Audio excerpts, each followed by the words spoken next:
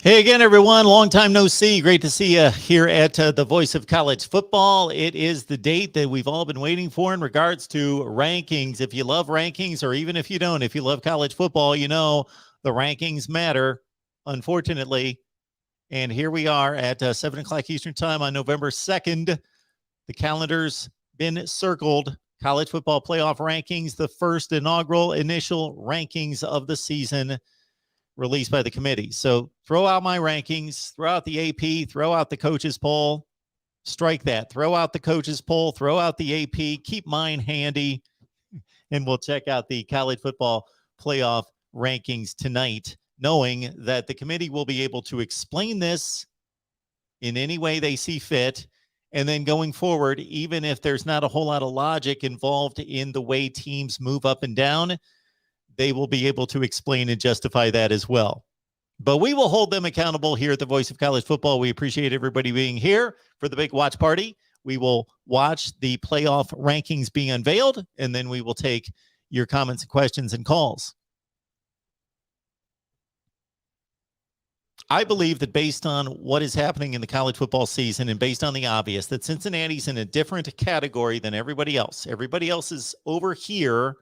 Cincinnati is clearly in their own category because they're in a group of five conference, and their schedule to date is the worst out of all these teams that are in contention, and it's going to continue to get worse. It's going to be by far the worst resume, no question, out of these 6 or 7 contending teams.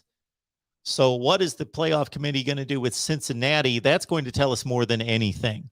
Because whether Michigan State's 2 or 4 or Alabama's 2 or 3 or 4 or 5 or wherever they are, everybody else involved, most everyone else involved controls its own destiny. So whether Michigan State's 5 right now or 2 right now, they've got to play Penn State and Purdue and Ohio State in a Big Ten championship game, and they're either going to validate their ranking and continue to move up and substantiate it and place that in concrete, or Michigan State's going to lose and drop out.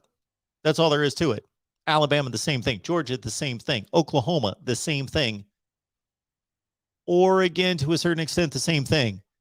Wake Forest, well, we'll have to wait and see. They've got their 4 most difficult games coming up. Make that 5 most difficult games with the conference championship game. So we've got the resume. We've got the schedule. We've got strength of schedule, strength of record, eye test. Let's see what all of you have to say here at the Voice of College Football. When it comes to Cincinnati, I don't know where they're going to be ranked. I've got them at number 7, I believe. I just don't think that their opponents warrant them being ranked higher, and especially when they've not dominated and have scraped by the likes of Navy and to a certain extent Tulane.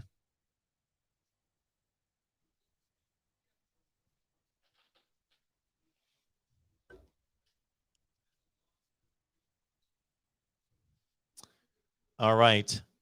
Let's check out your comments before we lock in here. John likes Cincy at 5. Hummus Hero, Cincy at 7. John says even better. Keep them down. Jet Mech, Georgia, 1. Ohio State, 2. Alabama, 3. Oklahoma, 4. Thank you. That's our show. Good night, everyone. Whoa, whoa, whoa, whoa, whoa. No. Everybody stay here. Everybody stay here. John. Okay, here we go. Let's get to it. We got our top 25. Pitt 25, San Diego State 24, Fresno State 23, Iowa 22, Wisconsin 21. Should I mark this down? They should have this online immediately, right? Right. Wisconsin ahead of Iowa. Got it. They just beat them by 20 points. Fresno State. San Diego State just lost this past weekend to Fresno State. That's interesting. They've got 4 teams stacked on top of each other, in which the team with the worst record beat the team with the better record, and they've got the team with the worst record one spot ahead of them. And then Pitt at number 25. Okay?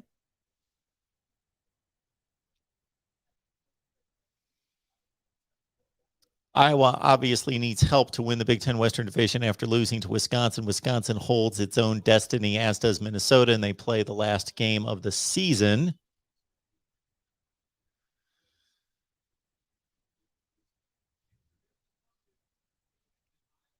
Let's see what else you guys have here, or what do you think about 21 through 25?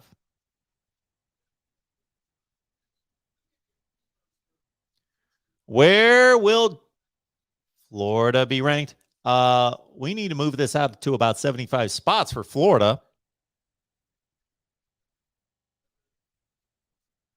OU don't deserve to be that high. They barely beat a lot of teams.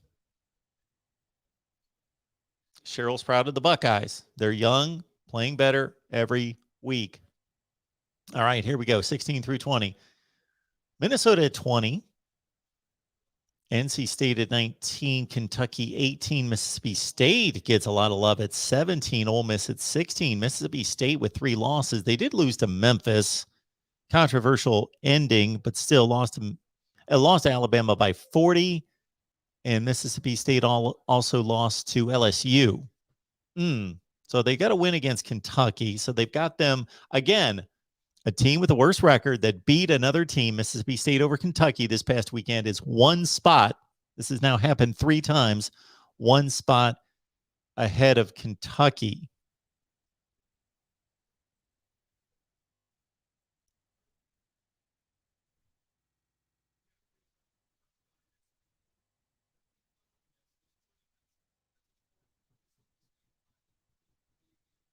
Ole Miss at 16. So the committee is obviously valuing schedules.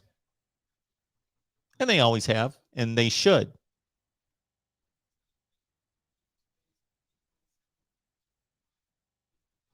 As Herb Street just mentioned, Minnesota runs the ball 73% of the time, and they've lost 3 running backs. Lost their 2 best running backs and just continue to run the ball down everyone's throats. 11 through 15. BYU all the way up to 15. Texas A&M 14, Auburn 13, Baylor 12, Oklahoma State 11.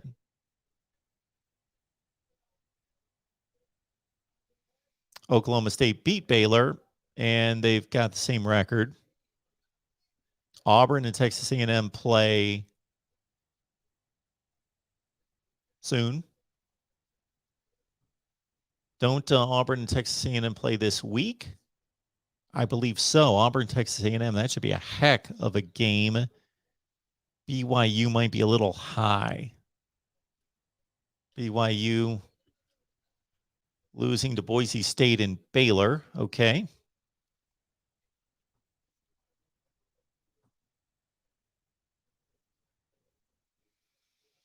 Yeah, Oklahoma's got a backloaded schedule, that's for sure. They still have Baylor, Oklahoma State, and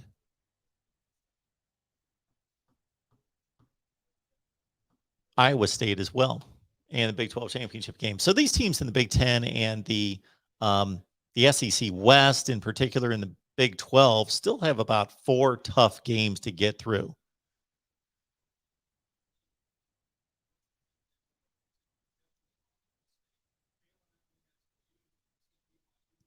Can you imagine an Oklahoma State or Baylor getting back into this, because they still have about 3 tough games plus a Big 12 championship game to get through? And if they finish 12-1,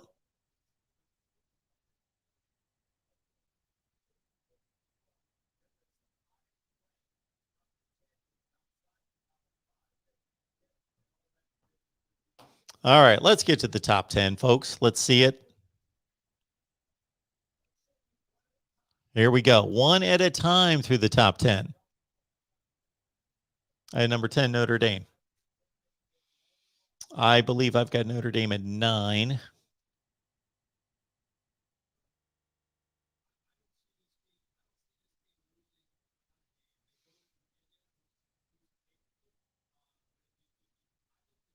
The Irish, of course, they got the one big loss, and that loss is going to keep them out of the playoff, because Cincinnati would have to lose twice for Notre Dame to jump Cincinnati in a certain sense if you hold true to head-to-head. So Notre Dame to get to the playoff needs a whole lot of help. more so than other one-loss teams because they don't play a conference championship game. And Notre Dame, that's the way it is. That's the way it should be. Number 9, Wake Forest. There they are. 8-0. But who have they beaten? Virginia. Virginia's the best win.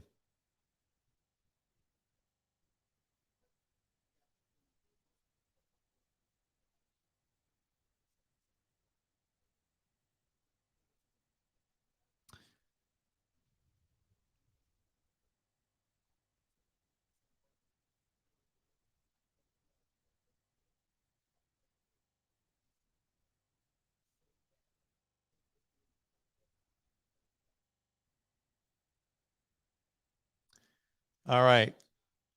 Let's see number 8. That's pretty much my favorite.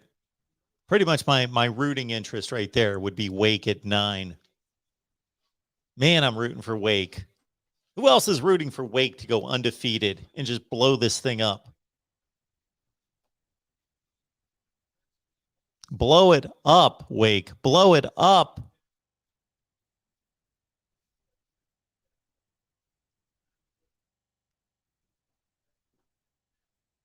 So right now, as Reese Davis just said, Cincinnati's strength of schedule is 100th and Wake's 98th, but Wake's is going to jump since he's going to stay down. Oh boy, look at that. This is the first committee move that's going to raise some eyebrows. Oklahoma at 8. So obviously that has everything to do with them beating West Virginia, the last play of the game on a last-second field goal, barely beating Nebraska by 1 score, escaping Tulane 40-35, having to come all the way back from 21 down to beat Texas. And the ugly effort against Kansas. So the committee, hey, I don't necessarily disagree with this, even though I've got Oklahoma ranked 3. I have stated over and over, my rankings are razor tight between 2 and 8. So Oklahoma, they're still fine. We understand that they're still fine. Even though they're number 8, they're fine. They've got Oklahoma State, Baylor, Iowa State, and a Big 12 championship game. Just win. Now they're at the part of the season. So if they would have won these games big, of course, they'd be much higher. They could be number 2 right now based on where they started the season. But they haven't. So they're fine. Now it's just about winning. If they win as ugly the rest of the way, they're going to be fine because teams are going to be losing. All right, let's go to 7. Michigan. So Michigan stays ahead of an undefeated Oklahoma team. And that's fine. If they lost to one of the better teams in the country, which we think they did, Michigan State. We're still waiting for Michigan State to prove more. We're still in this proving state for a lot of teams that have beaten a lot of bad teams, have beaten marginal teams, and Michigan would have a better win in Wisconsin than Oklahoma has Texas, if you look at the best win. And Michigan's been more dominant against the likes of who? Northwestern, and who else in the Big Ten? Somebody else they whipped up on.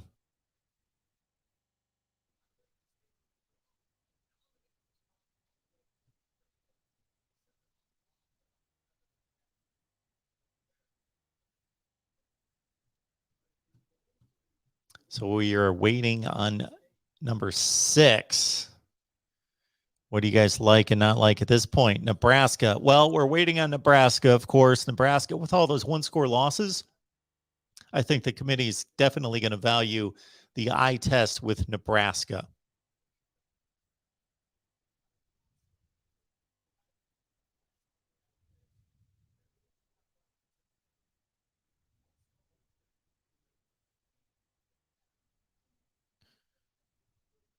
D-Rock says Michigan's too high. Of course, a Notre Dame fan would. Yes, D-Rock, I got you. I've got Michigan at 8, I believe.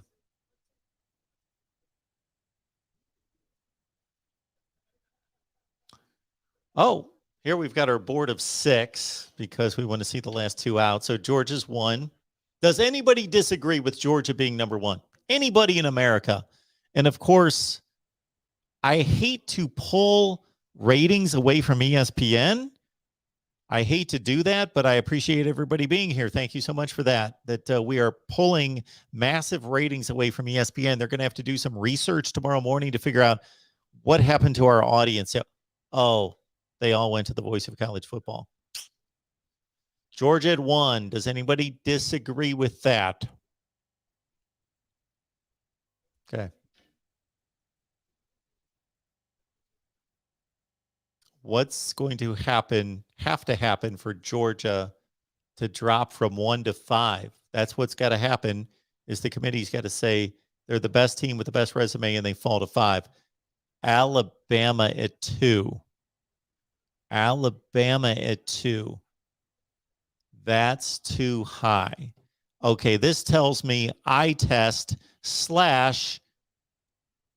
what that really means. Eye test means name brand number 2. Alabama should not be number 2. They blasted Ole Miss. Okay. Ole Miss has done what? The committee is setting itself up for Alabama to beat Georgia in the championship game. And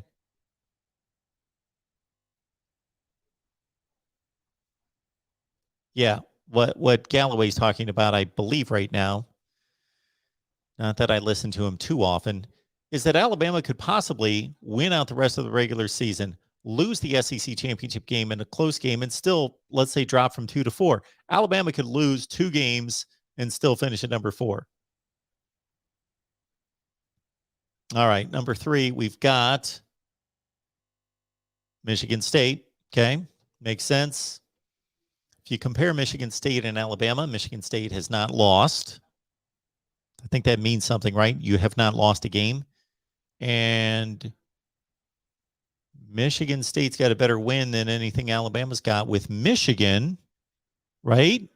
Even by the committee's rankings.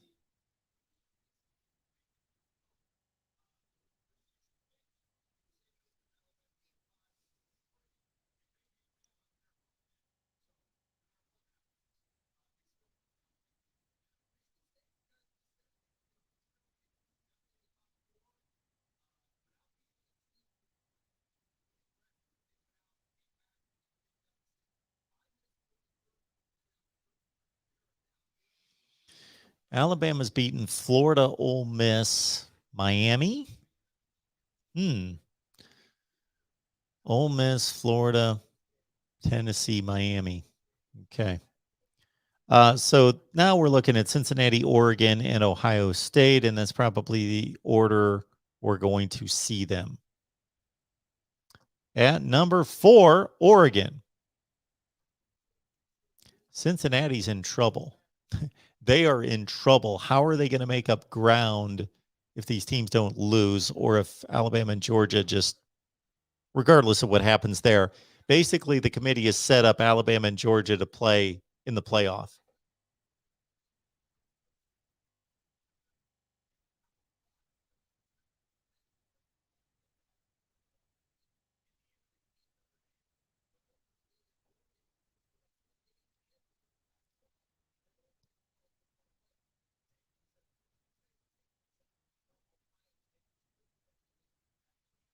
Yeah, it looks like Cincinnati's out of this thing.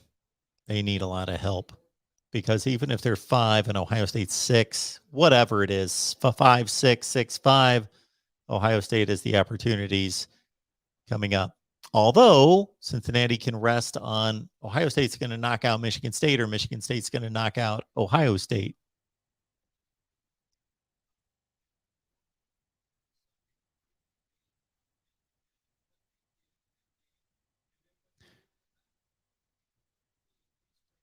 we will be taking your calls after we get 5 and 6. I've got to hook up the phone lines, and then we will take your calls and get your perspective on all of this here at the Voice of College Football, of course. Appreciate everybody being here. And why 5 and 6 is so suspenseful, I don't know, but they got to drag this on for an hour, right? I think we would like to hear from the committee chair as well. Number 5. And we can all compare how much of a delay our TV has compared to other people. The Buckeyes at 5 and Cincinnati at 6. There you go.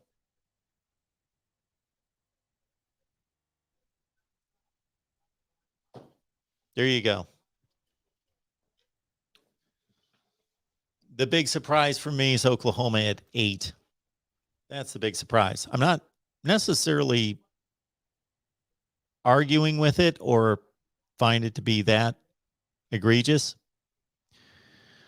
We got Birmingham Kane thinks Cincinnati got screwed over.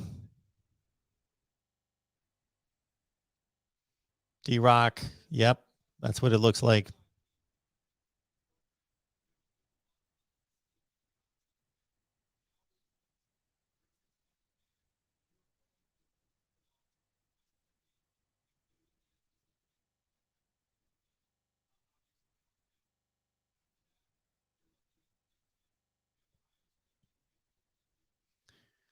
Do we really know, as Herb Street just said, that an SEC championship game loss is eliminating Alabama? They're at number 2.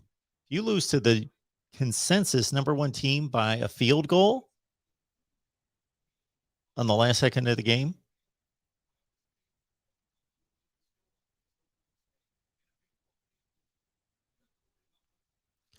Gary says Oregon is too high.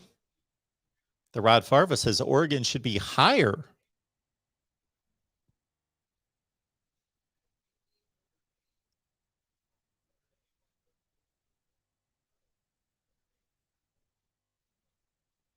Not you, Dexter. These rankings mean nothing, absolutely nothing. They don't go week by week like you do.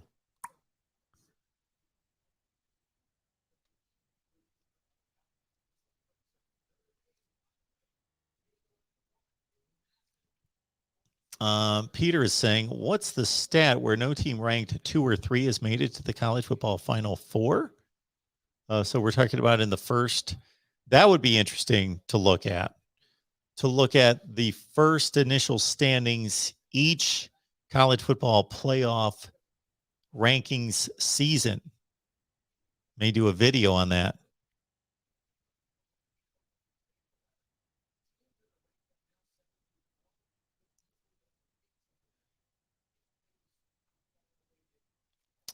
Man, I'm going to mark that down for a video.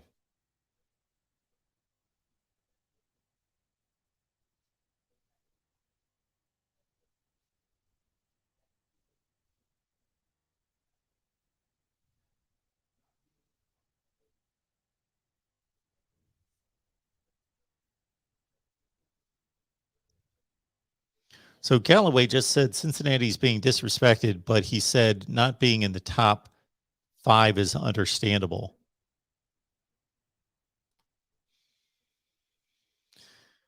Kendrick is the GOAT and also likes Georgia, Ohio State, Alabama, and Oregon in the playoff.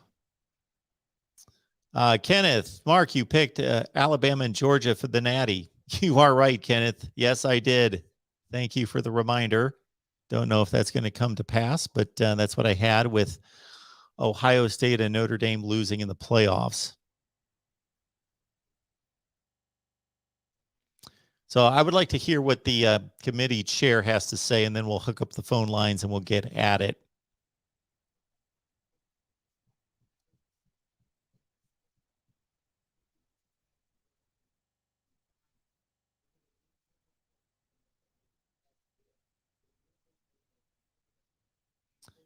What do we got here, Gary? Mark, That's an old talking point. The person quoted an old data point. The initial college football poll, number 2, number 3, has yet to make the subsequent college football Final Four.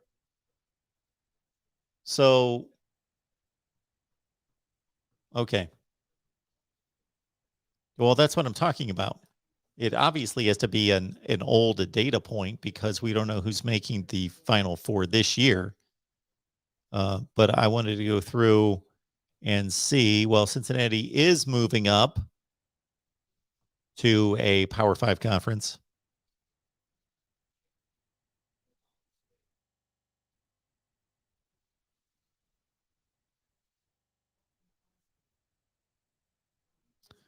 All right, folks, let's go Deeks. Yeah, let's do it, boys. And girls, of course, are 3% of our audience, Cheryl and others. Bring in those ladies to talk college football with us. That would be great. And we're going to be cranked up here for the next, who knows how long. We'll keep these phone lines humming. So 227 on the line. Go out there and grab anybody who loves college football. We're going to talk playoff rankings. I'm going to hook up the phone lines right now. And in addition to that, we are only going to pause because I want to hear what the committee chair has to say. But otherwise, we are on the clock taking your calls as soon as I hook up the phone line. So talk amongst yourselves.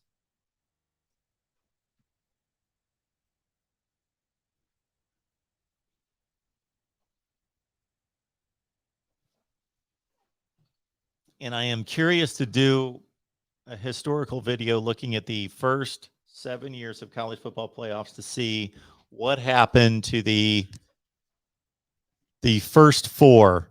I know what happened the first year. The first year we had what? Mississippi State was number 1. Ole Miss and Auburn were in the top 4. Wasn't the first college football playoff release week 1, 2014, all SEC teams, right? It was Mississippi State, Ole Miss, Texas A&M, and Auburn, I think.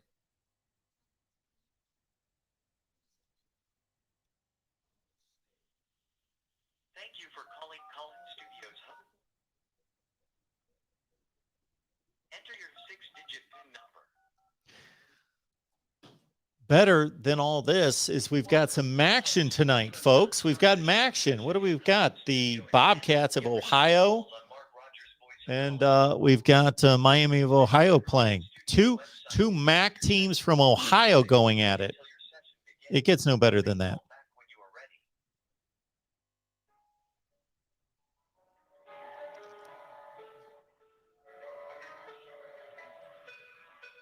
Okay.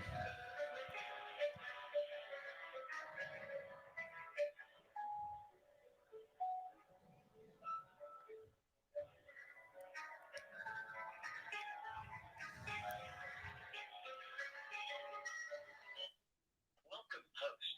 You are now in the host room and can manage your callers from the Collins Studio web interface. Oh, here we go. The chairman's on. I want to hear this.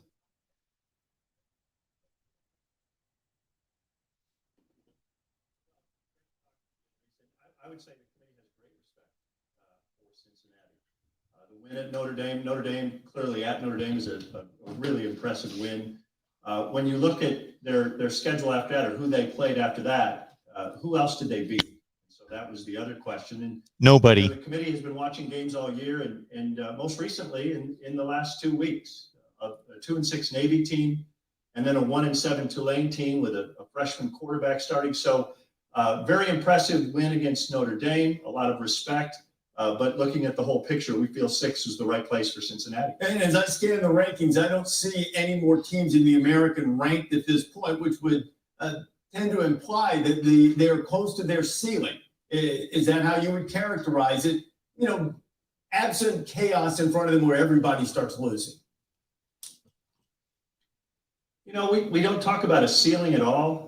Again, we look at what's happened so far. We don't project ahead. I think most everybody knows that. We look at what's happened so far, and Cincinnati earned their way to the number 6 spot with that big win, being undefeated, and with that big win at Notre Dame. But we haven't talked at all about a ceiling. So I really am not. I'm not ready to say there's a ceiling. Okay, what about head-to-head? I mean, that's always, it's in the criteria.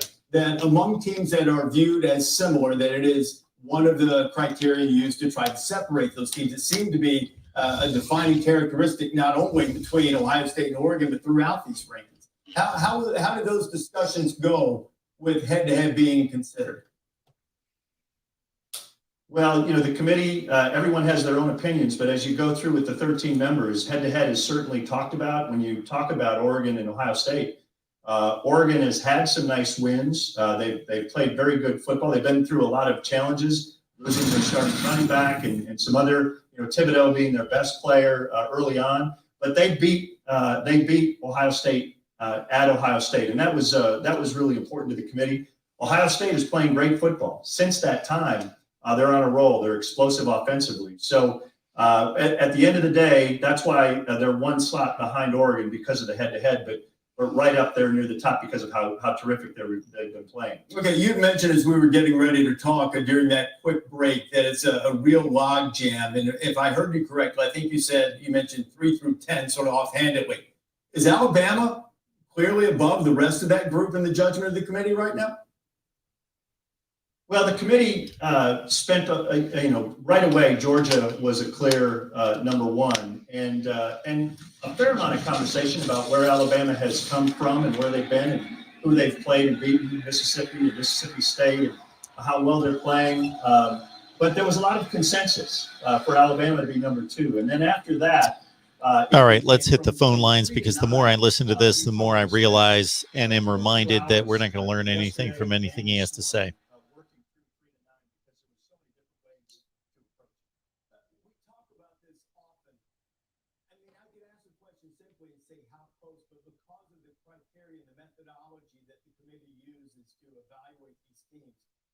Sometimes you're not comparing teams as directly as you might anticipate. How difficult was it to separate that top 3 and then the next 3, because you guys do it in 6, take 3 out, and so on down the line? How difficult was it to take those top 3 out? Or to rank them in the top? we do, one of the things we do is we do put them in bunches. All right. But then we vote on them in larger chunks. So what I mean by that is Here we go. Let's hit the phone lines here at the Voice of College Football. Appreciate everyone here. Let's go. You're kicking us off here at the Voice of College Football. Who's on the line? Jeremiah, what's going on? Oh.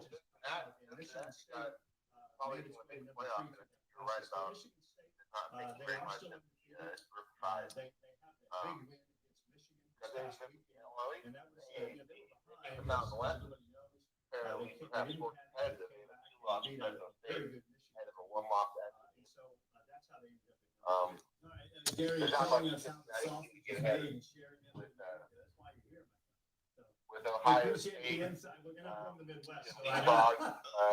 Unfortunately, hey, I'm not listening to anything you're saying. Unfortunately, we've got an issue here. Why is that not? Hang on just a second.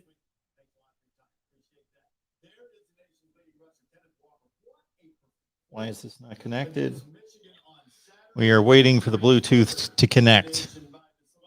So please hold your thoughts. Sorry about that.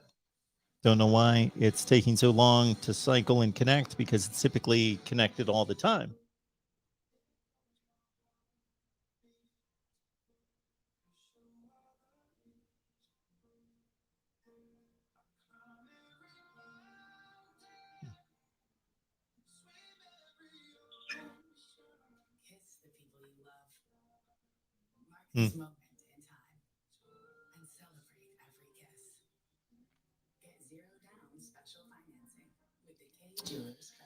Okay. Don't know what our issue is. Won't stop cycling. Hey,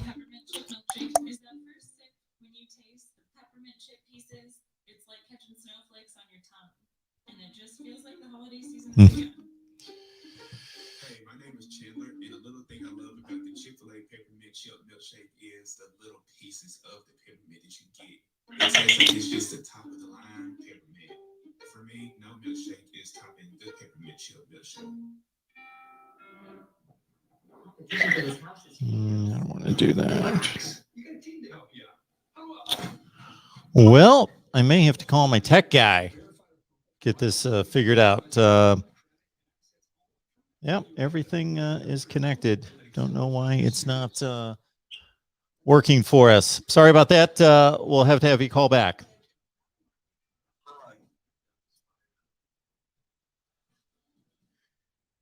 We're going to stay on live because I don't want to shut this down and then have to do all this over again. So we'll see if we can get some help here.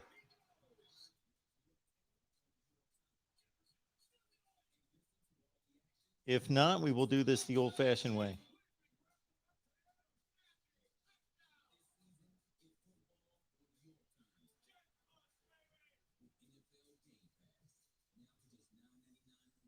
Hmm.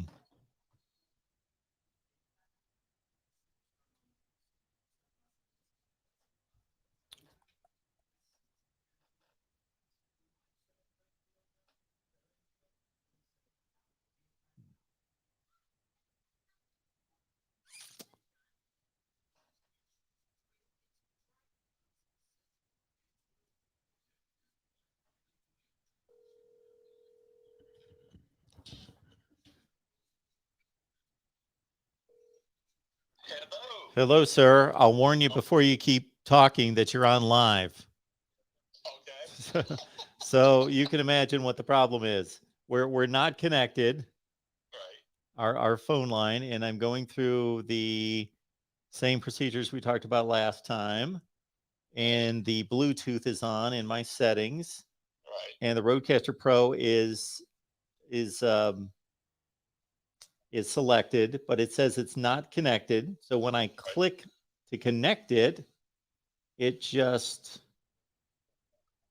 well, it doesn't do any. Before it was cycling. So next to my Rodecaster Pro under my devices, it says it's not connected. And so when Okay. You may have to repair it. So if you go into your settings on your, let me just make sure I'm giving you the right advice. yeah, If you go into your settings on, hold on one second here. Oh. You go into the Bluetooth settings on the phone. yes, And you go into my devices. Is your Rodecaster listed in that list? Bluetooth, yes. Okay. So that little eye, that little blue eye. Yep. Click on that and unpair it. Forget this device. In other words, Okay. Okay. And then try to repair it. That's right. And maybe that'll do the trick. Okay. Hopefully that'll do the trick. The last time I had this issue, I clicked, the not connected, and it connected it. Okay. Yeah. All right. So it's just cycling right now. And sometimes it just needs something happens with the software. It just needs to repair, and that's all it takes.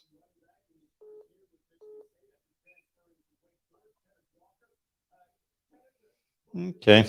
Well, next to the devices listing, it's just cycling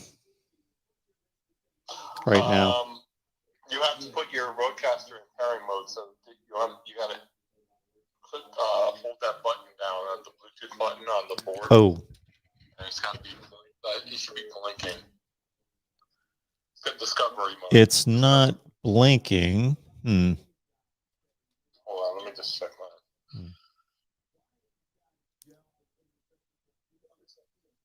I'm gonna make sure I'm telling you the right thing.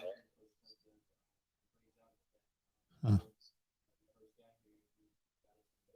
Oh, now it is. I'm just guessing here. Wait, I'm just looking at it. Okay, it might have. It's blinking now. Okay. So you think I should be holding it down? Well, what's blinking? The button on your Rodecaster? Yes. Okay. And see if it pops up in your devices there. Yeah, it did. Rodecaster Okay. Pro popped up. Perfect. So click on the you got to pair it back up. And hopefully you get a connection. Bluetooth on.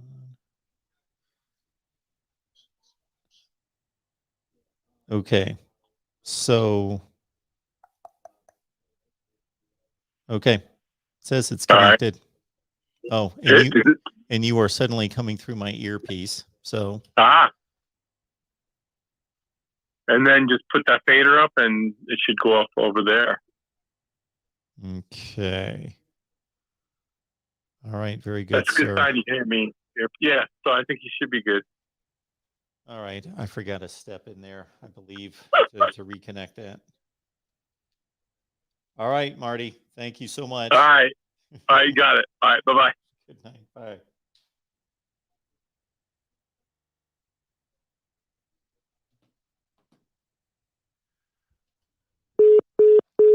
Okay. Have we lost everybody? I wouldn't blame you at all if we have by now.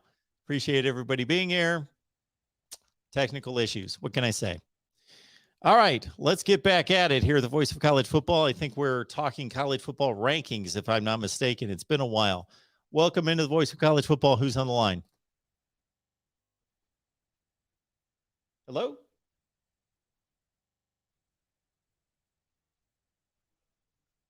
Somehow disconnect. Guess it's possible.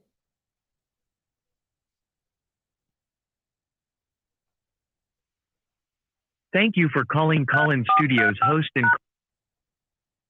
Guess I got to reconnect the call in. enter your line, too. 6-digit PIN number. Welcome, host. You are now Okay. in the host room and can Let's try manage your this again. callers from Let's the go Call-In with, Studio another web call. interface. Welcome into the Voice of College Football. Who's on the line? This is Jeremiah. Victory. Thank you, Jeremiah. Appreciate you being here. Thanks for waiting. Yeah. What's on your mind? Yeah, I was looking at the rankings and where Cincinnati was placed, and I'm looking at the teams that are behind them, and I don't really see a way for them to work their way in the playoffs, especially since they're buffing up the Mountain West Conference with Fresno State, and they didn't rank Houston with one loss or SMU that was undefeated with one loss. Now, and those losses are basically going to be nothing, like you said earlier. They need them to be undefeated in order to have a reputable. You're being on. Hey, you keep yelling. You might be on ESPN radio, bud. Okay. Now I got to make a choice to kill one of these two, and I don't know which one to kill. Here we go. So I apologize to whomever, but through the whole technical issue, there were two phone calls coming through. So who am I still on the line with? Hello. Hello. Yes. Hello, Mark. Yeah, it's Mark. It's the real MVP. How you doing? The real MVP, and my apologies to the other caller. But I had to pick one, and I have no idea what the numbers obviously are and who's who. So anyway, again, please call back. I guess I was the lucky winner. You were the lucky winner. What's going on? Well, I want to talk about these rankings because there's some interesting trends I've noticed within the ranking. Okay. Wisconsin is ahead of Iowa, and Yep. Mississippi State's ahead of Kentucky, Yep. even though each of those teams have one more loss than the other. Yep. So is it possible if Oregon loses that they're still ranked ahead of Ohio State? No. No. I would have thought no, No. but just noticing how those No. two things went down. No. Okay. It's coincidence. It's coincidence. There's a 1 spot difference. Okay. If Wisconsin had the same record as Iowa, they would be 7-8 spots higher. And if Mississippi State or if Kentucky back that up, Mississippi State, it would be the same deal. No, it's just a coincidence. No, Oregon cannot go out and lose to Oregon State and stay 1 spot ahead of Ohio State. No. Okay, I was just making sure because I just saw that trend in the committee, or those patterns. I thought it was worthy of asking. I thought it was unlikely as well, but I noticed it. It was an odd quirk. I noticed. Yeah, it was an odd quirk. I also- I noticed it as well. It happened with those two. It also happened with, not in the same way, but Oklahoma State was one spot ahead of Baylor and they beat them head to head. But they have the same record. Right. Yeah. Right. So what really, I think Cincinnati, I know some people think they're too low. I think they're just right at 6, in that 6 range. I mean, what hurts them more, though, than 6 is SMU and Houston both not being ranked. And instead, other group of 5 teams like San Diego State and Fresno State being ranked. Because at least if there was a Power 5 in the top 25, you can see them losing. But with the competition that San Diego State and Fresno State have to play, it's unlikely they lose.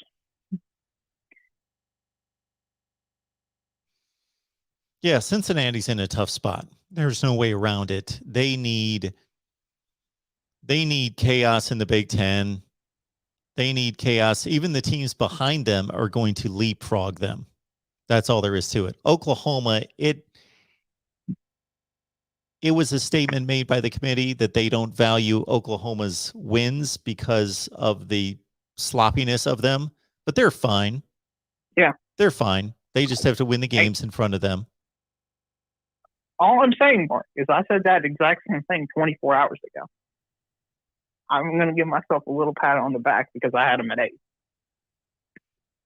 Which, I know I was probably one of 3 people on earth who had them at 8, but... Well, I'm going to give myself a pat on the back. Literally, I am right now. I'm going to give myself a pat on the back because regardless of what my rankings are compared to the committees, I'm always going to say mine are correct. So they don't have to line up with the committee. No, I'm just kidding. I have never stated that mine are flawless in any such way. I have Oklahoma at 3. As you well know. But yeah, you line up with the committee. Yep. I think if they beat Baylor, they're going to jump Cincinnati. Yeah, you would think so. I think that's all it's going to take. Yep, I think so too. Now, Wake Forest, they also need a lot of help. Right. I think Wake Forest is going to need help. A little bit of help, not much. But I think there is some scenarios where Wake Forest being 13-0 does make the playoffs. Wake Forest does not need as much help as Cincinnati, but they would appear to make help. Need some help. It's Alabama. If Alabama beats Georgia, and then you have a Big Ten winner, and Oklahoma goes undefeated, that's the 4.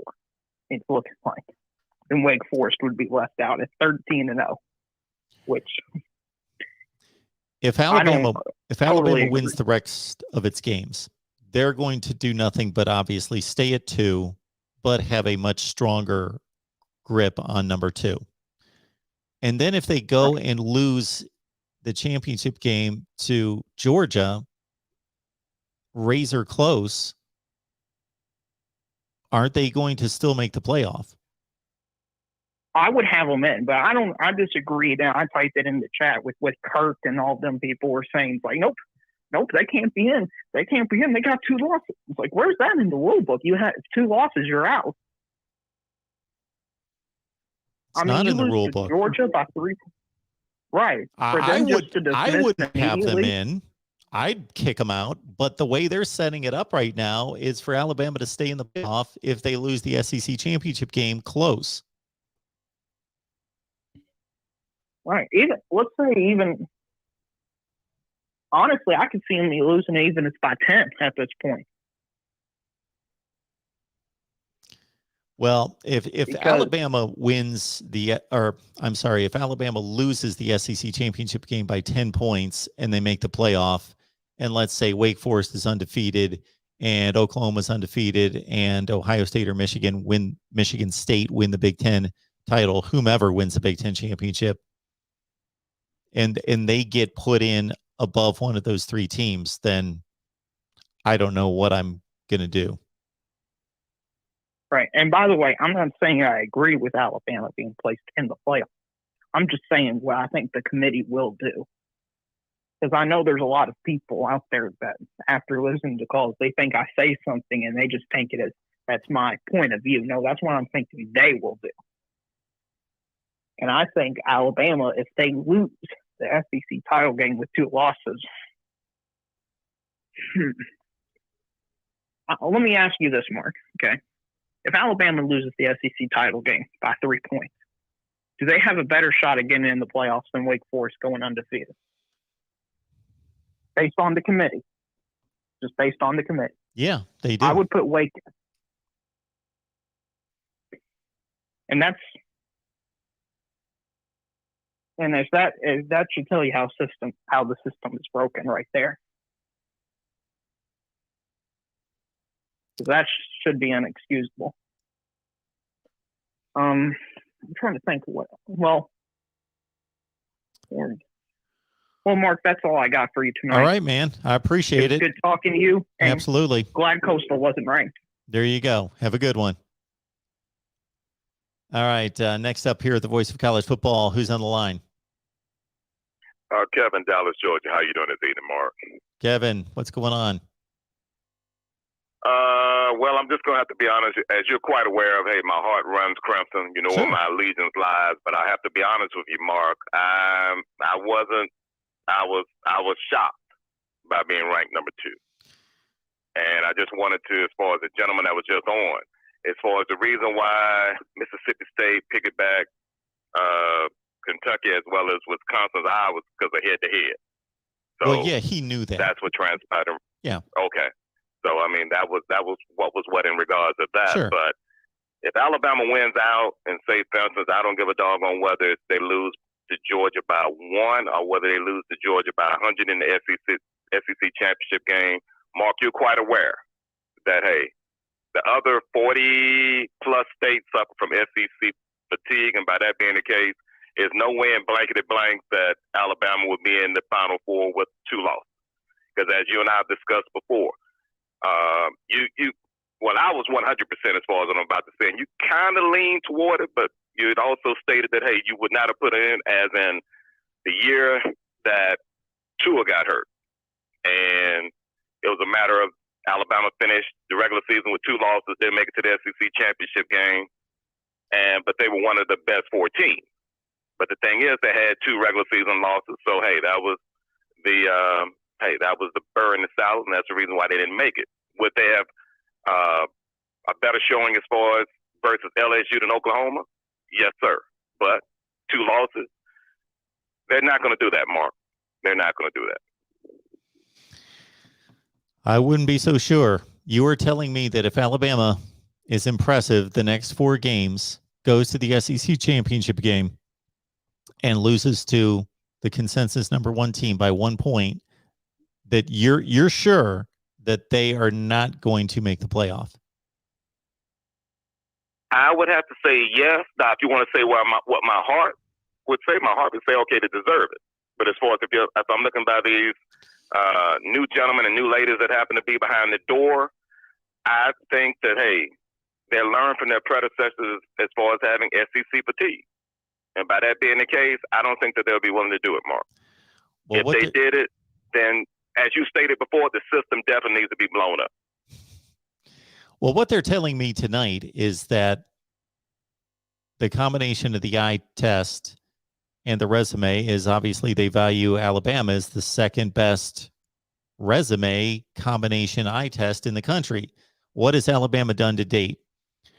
They lost on the last play of the game, basically, to Texas A&M, who's a top 15 team in the country. The best win on their schedule is Ole Miss. They blew them away. Now this Florida win is looking worse and worse by the week. And they beat a Miami team that's pretty marginal, but getting a little bit better.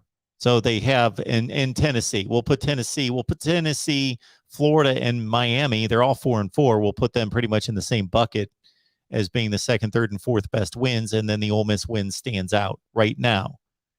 And with that, that's the resume that's the second best in the country. So I don't think it is, but based on whatever other factors that they're going to call eye test, I call it eye test / brand, and what they know about the talent, that they vault Alabama number 2. So if based on that they're saying Alabama's the number 2 team in the country, and they're going to go beat Arkansas, LSU, and Auburn to just further substantiate number 2, and then they go play number 1 and lose by 1 point in the SEC championship game, I could see them just dropping from 2 to 4.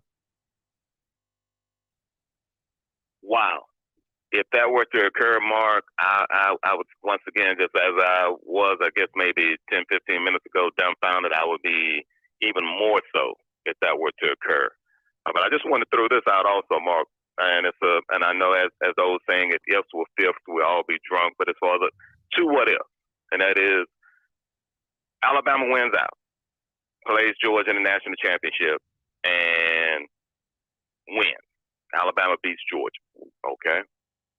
What would be the lowest that Georgia would fall? And then the other question would be, would that being the case, we'll assume that Georgia would still be in the top 4.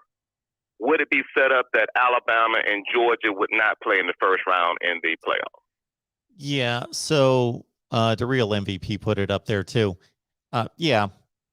I would think that the committee's going to do everything that they possibly can do to avoid a rematch. So, yeah, they're not going to tell you that. They're going to tell you that they rank the teams regardless of what conference they're in and regardless of whether it's going to set up a rematch. That's what they're going to tell you. But, yeah, they don't want that look for television. They want to avoid that. So we don't want to have another LSU Alabama twice. So yeah, so they would go with the 1-3 matchup. All right. So if they can possibly do it, which they can justify anything, or they think they can. So your next case scenario was, is there any possible way that Georgia misses the playoff if they lose the SEC championship game? Well, I'm trying to think, what would the lowest that they would fall? Would it be, okay, you lose the SEC championship game and fall to 4? Sure. They could lose. They could drop to 4, possibly. They get blown out. Really just more so looking at numbers. Yeah, because I didn't feel as far as them being eliminated, it was just matter of just simply wherever they fall. And I was thinking the lowest that they would be 4. So. Because as far as the defense is concerned, Mark, impressed, more so as far as number 99 is concerned. If we could just get 99 on academic probation as far as for the SEC championship game, that would be greatly appreciated, but I don't think that's going to happen. But that's my biggest concern as far as their defense. Because the only excuse, Mark, and after this I'm going to exit stage left, is that I don't want to hear from Georgia fans if for whatever reason Georgia don't win it this year, is that Stinson Bennett IV, or as we call him here, the greatest DUI lawyer as far as in the state of Georgia, but I digress, is that I don't want to hear the excuse, Mark, that he is 5'8". I don't want to hear the height excuse, because when he lost to Alabama last year, he was too short. Now he's 6'5", 230 with a rocket arm.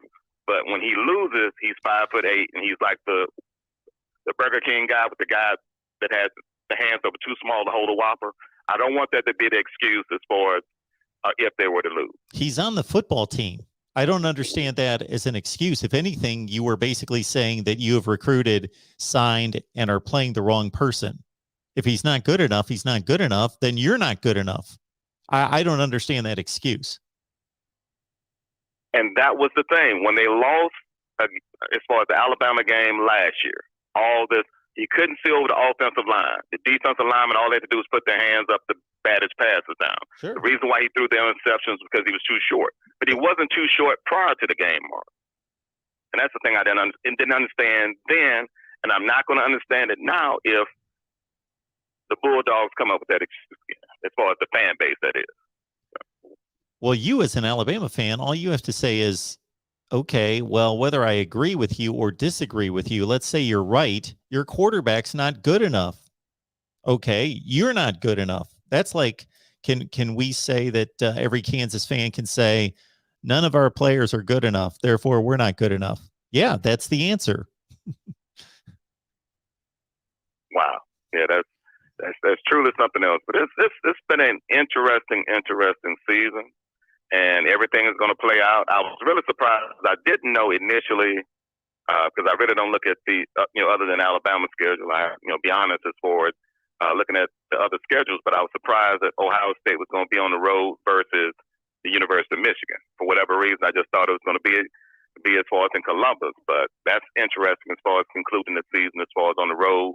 But then the week prior playing Michigan State in Columbus. So I guess that would be Michigan State's elimination game as far as the Final Four. Because honestly, Mark, unless you know something that I don't know, I can't see Michigan State going to Columbus and beating Ohio State. So. Yeah, I don't think so, but I would not be surprised by it. This may not necessarily be a vintage Ohio State team. But what happened with the Michigan game is obviously they did not play last year, and the Big Ten decided that they wanted to keep the rotation what it is by year.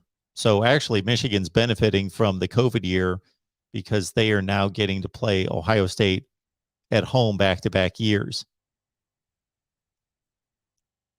Wow. Well, it's going to all come out in the wash, Mark. It's going to all come out in the wash. Again, as always, a pleasure to speak with you. Take care. Continue to do what you're doing, and I look forward to speaking with you again. Appreciate that, Kevin. Thank you so much. All right. Thank you. The one place where I may differ with Kevin right there, if I'm understanding his last comment, and I didn't want to keep him on the line, is that to me, it doesn't all come out in the wash. Those people that say it all works out, well, obviously it works out. We get to the last game of the season, we play a championship game in conference, and then the committee decides the Final Four. So yes, that's how it works itself out. They have to select. They have a deadline to select the Final Four teams. That doesn't mean it worked itself out. That doesn't mean that there's not a number 5 team or a number 6 team that have just as much right and just as a qualified resume as the 4 teams that got selected. It just means that the committee made a decision, which they have to. All right, everyone, welcome into the Voice of College Football. Who's next on the line? Hey, Mark, it's Drew. How are you doing tonight? Hey, Drew, I'm doing just fine. What's going on? Not too much, Joe. Obviously, I want to talk about this Wake Forest ranking a little bit. Yeah. So, I mean, maybe it shows you that when you don't win very often, it doesn't take much to please you, but I'm pretty happy with it. I think us being ahead of Notre Dame makes a lot of sense. I also think, at least in my mind, even if I don't necessarily agree with this poll, I feel like it's more logical than the AP or some of the other polls. In other words, I see them as basically looking at, Notre Dame has a loss, so they shouldn't quite be ahead of Wake Forest or Oklahoma, but Notre Dame should still be in the mix because they have they're a good football team and they only lost to Cincinnati, who's highly ranked. But to me, that makes a lot more sense than, having Oklahoma at 4, Wake at 10, and then Notre Dame at 9. Because any argument in my mind that you could make for, say, Oklahoma, why can't you make that for Wake or vice versa? But that's really neither here nor there. But one thing, I wanted your opinion because I'm still I wouldn't say casual, but still just a novice college football fan. That's why I like people like you that have more knowledge. But what I found interesting about this ranking is you have 3 ACC teams, and if you count Notre Dame, which you kind of should, there's 4. So Pittsburgh is ranked 25th, and NC State is ranked 19th. So I heard you talking earlier that Wake needs help, and I kind of would like your opinion on that a little more because maybe I'm just being naive, but I actually think this, in a way, is almost set up well for Wake because say we go to Chapel Hill, we beat the Tar Heels, we're 9-0. Presuming State doesn't lose, we're going to be playing a top 20 team.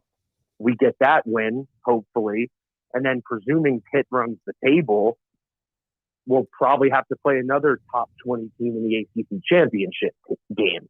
So then you have a 13-0 Wake Forest with 2 top 20 college football ranking wins and a string of other, solid UVA, Louisville type wins. So I still would say, how do you keep them out? But I'd like your opinion. Okay. My statement, to be precise about it, was that Cincinnati needs help. They will need help because they're already at number 6, and their resume is just going to continue to falter while everybody else is strengthened. And that I followed that up by saying that Wake probably, or might, whatever my terminology was, needs help. I don't know for sure, but they may need help. Wake does not. First of all, let's start with the premise that we don't know what the committee is going to decide. So hardly any of this that we state can we say this is a 100% guarantee or this is a 0% guarantee. It's all somewhere in a gray area between 10 and 90. I can definitively say if Georgia wins the rest of its games, it's going to the playoffs. Yes. But there are a few statements we could make like that. So, yes, we have never seen a Power 5 champion go undefeated and not be selected in the what will be 8 years of a playoff. But I would doubt that we've seen a Power 5 team at this point in the season be undefeated and ranked this low. That there's been very few, if any. So what I mean by Wake possibly needing, I hope that they don't need help based on the way I perceive it and would select it. They would not need help because we already have a possibility of, we already have one conference champion is going to have a loss for sure. And therefore the other 4, in my view, would go if I was making the call. So they would be good to go if they won all their games. But in this situation, I could draw up a number of scenarios, a few. One of the more likely ones would be that Alabama beats Georgia in the SEC championship game, and they're both going to the playoff. And then Oklahoma goes undefeated. They're going to the playoff. And then Michigan State, let's make it easy, they go undefeated. There are going to be your 4 playoff teams, and Wake Forest isn't even going to be, I want to say, considered, because they're not even going to be close to having the credentials of the other teams. So Yeah, I think that's the one. That is the one scenario where it would be like a no-brainer. They're left out, but or so Ohio State, saying, like, they might need help, or put Ohio State in place of Michigan State, and even though the Buckeyes have a loss, they're going to get selected over Wake Forest. You think? I don't know. You think so? That's like definitively. Well, again, no, not 100%, but about 98%.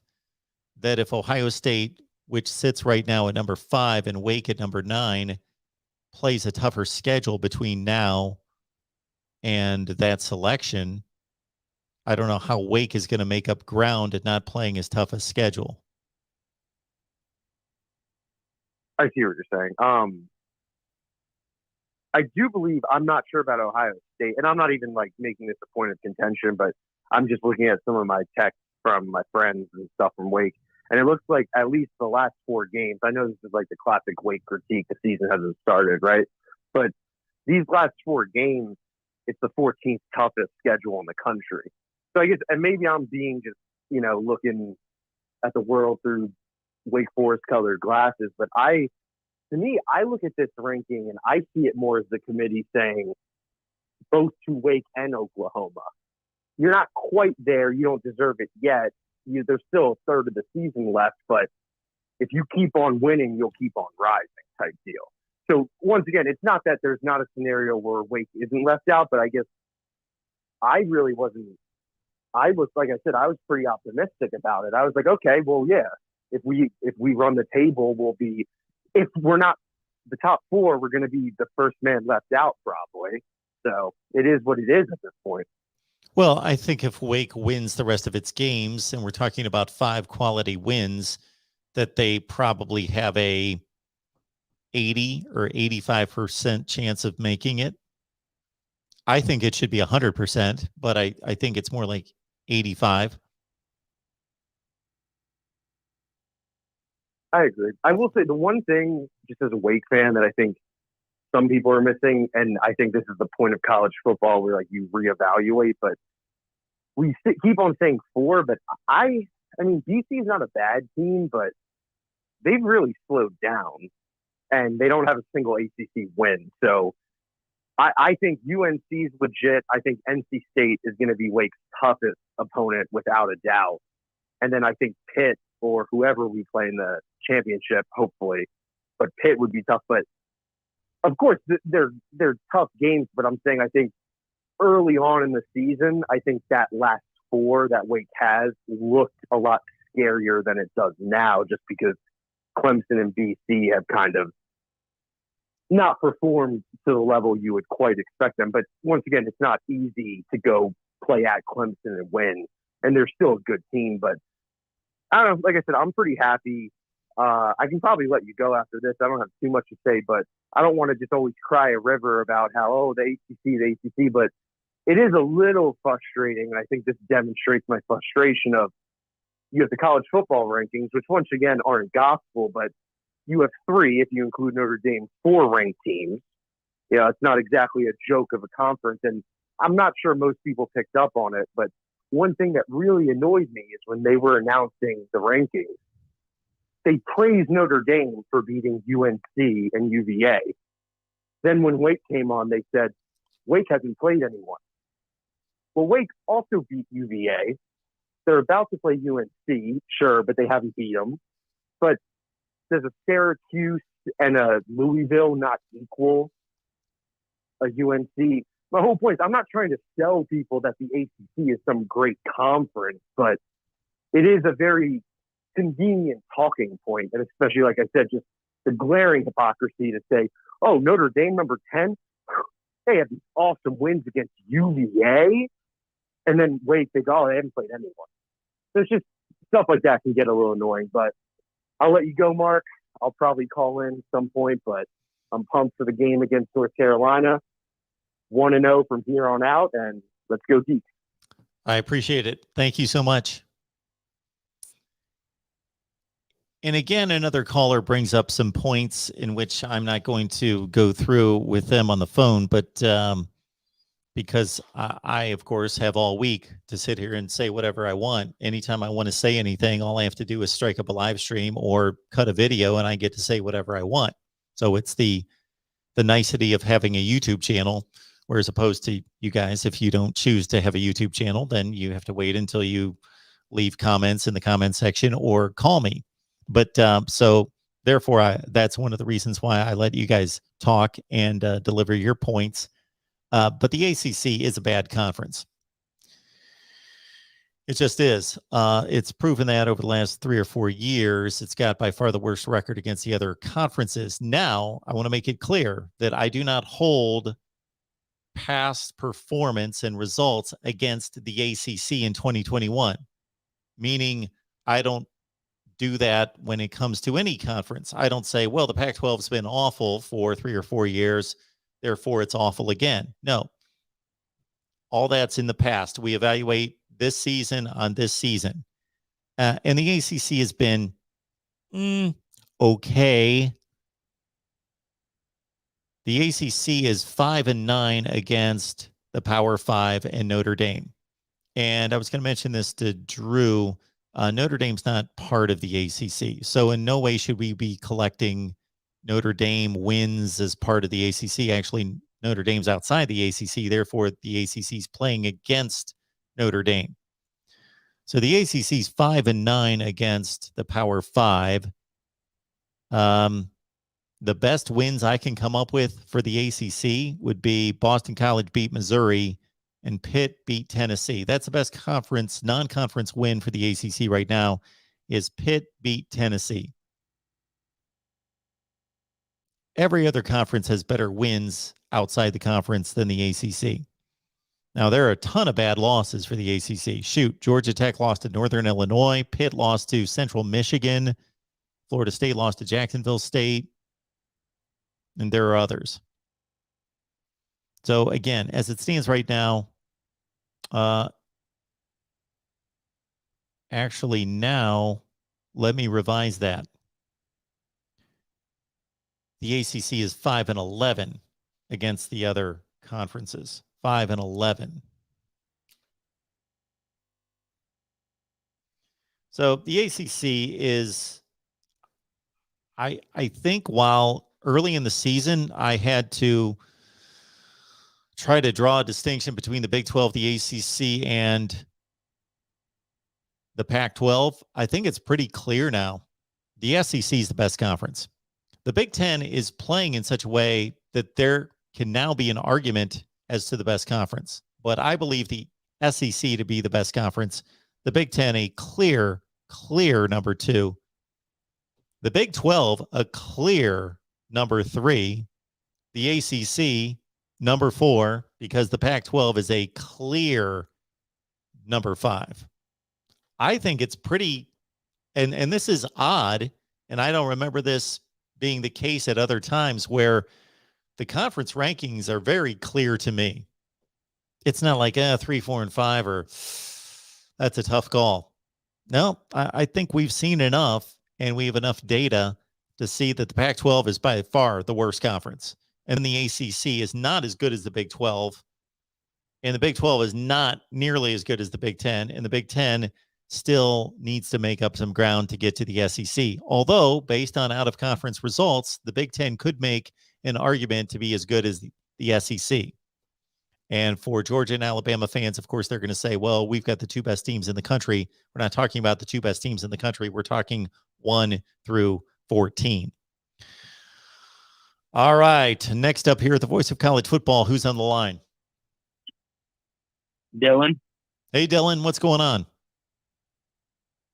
Hello, I just watched the game over the weekend with Michigan State, and I'm just wondering if Michigan can still make it if they went out.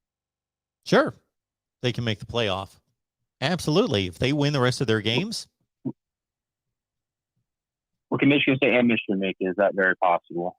Because it's like Michigan, let's just say Michigan State wins out, Michigan doesn't make the, obviously, the Big Ten championship. Do you think it's possible for them to be 3 and 4? We're talking about Michigan, correct? Not Michigan State. Yeah, but I mean, because if we went out and Michigan State doesn't lose, I just don't know what the chances are of Michigan making it. Oh, so if Michigan wins the rest of its games, but Michigan State also wins the rest of its games. So Michigan's at 11-1, but Michigan State goes on to the Big Ten championship. So you get an 11-1 team that did not make the Big Ten championship game. Well, I would think that Michigan's probably got like a 20 or 25% chance, if that, of making it. Unless if Michigan State loses in the Big Ten championship game, then I guess that's another chance. It's just I was very disappointed in the Michigan game over the weekend. I feel like they had every chance to win that game. Oh, yeah. Like they literally, Harbaugh literally, I mean, but yet again, Michigan State, I mean, I know there's a lot of Michigan State fans that watch your channel too, but I think if they didn't have Kenneth Walker, they wouldn't have won that game. Thorne was playing really bad that whole game. I mean, I didn't see anything like really good from Thorne. I really feel like Kenneth Walker carries that team. Let's just say Kenneth gets injured. I really do feel like the Spartans have like no chance. That's just my opinion. But. No, I understand that. I think Michigan looked prolific on offense for most of the game. Thought they showed that their stars were making plays on defense. And, of course, the lead was 16 points midway through the third quarter. Yeah, I watched the entire game. I was completely stunned they lost. But I just found out that one of those fumbles, I forgot which one, that McNair made an error on. Cade was in the, was it Cade starting, right? Yeah. Cade was in the tent. That's why McCarthy was out there for one play. I just found that out. Yeah, so I think it was McCarthy had the second two one, but- fumbles. The one he got back, and the other one, obviously, he lost. So do you know which one of those Mhm. he was in the 10-4? Yeah, I guess Cade was in the 10th for one of those plays. So that's like, honestly, I don't think they should start McCarthy the rest of the season. I think they should stick to Cade because it's a very big risk at this point if Michigan like has McCarthy out there because in big plays, it's kind of proven that Cade's not ready. McCarthy's not ready. JJ, I don't think he's ready yet. But you never know. The Michigan games it really comes down to the last game of the season. I don't think Penn State. We can still lose that game. Don't get me wrong, but like I really do feel like if we really beat Ohio State bad or it's close, whichever way. I think we're still gonna lose the Ohio State game. I'm going to that game, but I really do feel like if Michigan convincingly wins that Ohio State game, I don't see and Michigan State somehow loses a game, but a lot has to go in our way, obviously. But I really do feel like Michigan can make it. But I still think we're going to lose to Georgia or Alabama. Maybe not Alabama, but Georgia. If we're 4, I think we're going to get blown out. If we obviously get there. But I don't think Oregon should be 4. That's another issue I have. Well, you're going to need a lot of help to get there. Yeah, no doubt. Yeah. But I just don't think Oregon should be 4. That's I don't like Oklahoma. I think they've been doing really bad the whole season. But Oregon lost a pretty bad team, so I don't know how they're 4 right now. They lost to Stanford. I don't think they're doing any better, are they? No, Stanford's not good. They're 3-5. Oregon is number 4 because they beat Ohio State. That's simple. That's what the entire resume is based on almost exclusively. Sure, they beat a Fresno State team that the committee's got ranked at 22 or 23. But besides that, that's the whole resume right there. That's it. But the game was so close. That's why I'm wondering why. It's just so confusing how Oregon's that high. I feel like even though I don't like Ohio State because I'm a Michigan fan, I really feel like Ohio State would probably really murder Oregon right now. But we won't know because they already lost. But I will say this. I got a couple more things to say. I really do feel like, and most people won't agree with this, I think Michigan has a very good chance this year because I do feel like our quarterback has improved this whole season. But the defense was very exposed in that Michigan State game, and that's definitely a big issue for Michigan right now. I don't know if you watched that game, the whole game or not, but I did. I think Michigan's defense, their run defense was not doing good at all that game. You stopped one of them touchdowns from Kenneth Walker. I feel like it would have made a big difference.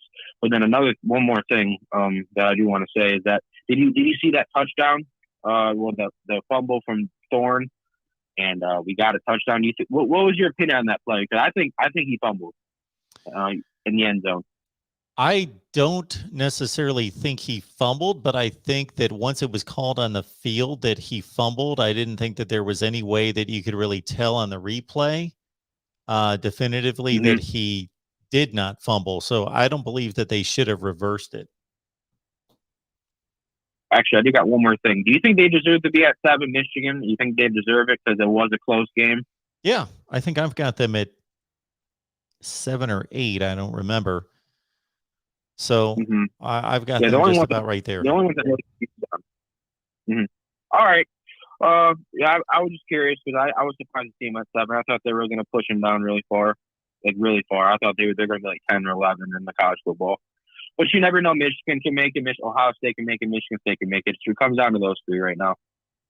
There you go. But all right. Thank you for thank you for letting me call. Yeah, I appreciate it. Thank you for the call. Have a good one. Have a good rest. All right. Welcome into the Voice of College Football. Who's on the line? Steve. Hey, Steve. What's going on? How's it going, sir?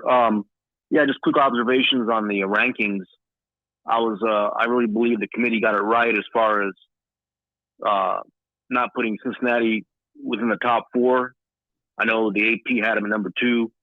I think, I believe they would have put him at number 2. The tie would have caved into the media as far as the media's influence. But I really believe even Cincinnati at being number 6, I think was still overhyped. I'm really surprised how Oklahoma is behind them.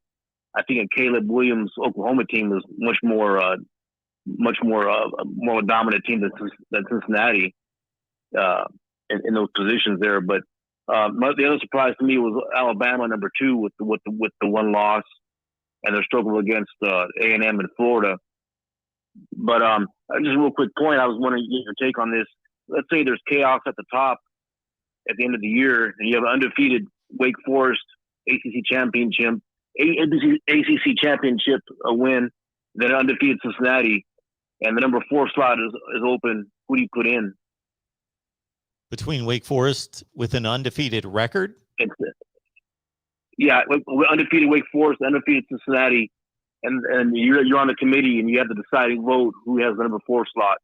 Yeah, I've already looked at the schedules, and I ran a video a few weeks ago comparing Cincinnati and Wake Forest. And while their schedules are comparable to date, when it's all said and done, the schedules won't even be close. I would vote for Wake Forest. I wouldn't even have to think about it.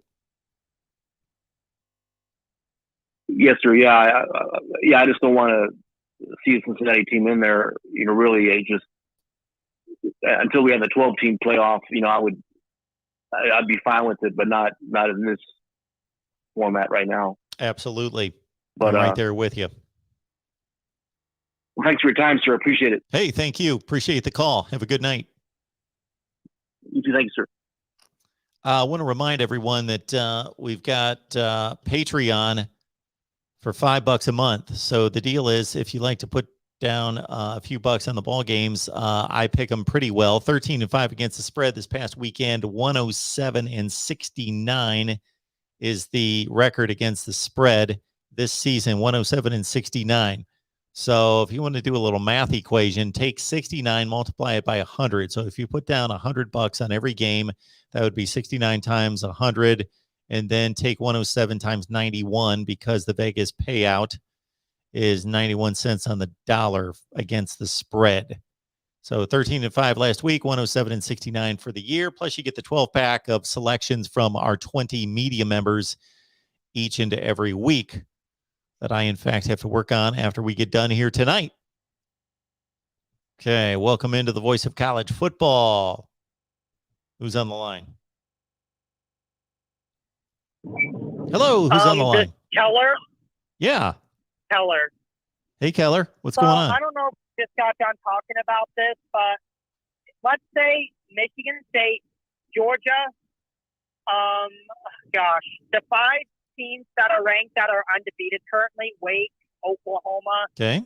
Georgia. Basically, my point is, which of those 5 teams gets left out if they all run the table? I'd have to go with Cincy, because I just think the committee does not like the group of 5. We've seen how the ACC has treated Clemson with a weak ACC schedule. Yeah, so the last 2 teams that would get in would be Cincinnati and Wake. They would be at the bottom, the least considered. But if you compare, Georgia would be in at 1, Michigan State would be 2, and I think Oklahoma would be 3. yes. So I think Wake Forest would get in over Cincinnati. Absolutely. Sorry. They've got a better. Sure. They're going to have a much better schedule. And if the committee had SMU or Houston ranked, that'd obviously be a different story, I think. But maybe Houston could get in the top 25 before the 8th American Championship game. And if Cincinnati can get a win over a ranked Houston in that game, then there might be an argument for Cincinnati. But, I mean, I also have a hard time seeing Wake go undefeated. I think they're going to go at least 1-1 between North Carolina and NC State.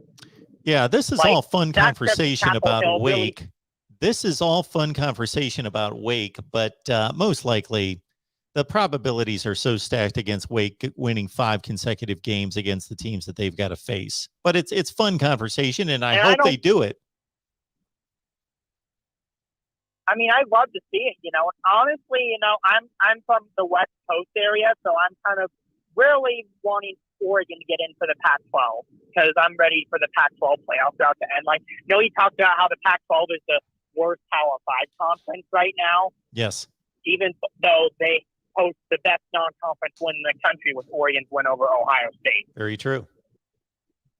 So another question I wanted to bring up, if you don't mind, is if Oregon, let's say Oregon keep squeaking by teams, and Ohio State just blows everyone out. I Yeah. think Ohio State definitely passes because they would blow out Michigan State and Michigan, but I don't see the Buckeyes blowing out either of those teams. As a matter of fact, I see them losing at least one of those. Like Ohio State, I was never sold on them when they started blowing out teams. Like I know that you like Ohio State, so this may be a little hard for you to take, but I just never could be completely sold on the Buckeyes because they beat a bunch of nobodies, in my opinion. Yeah, I understand that.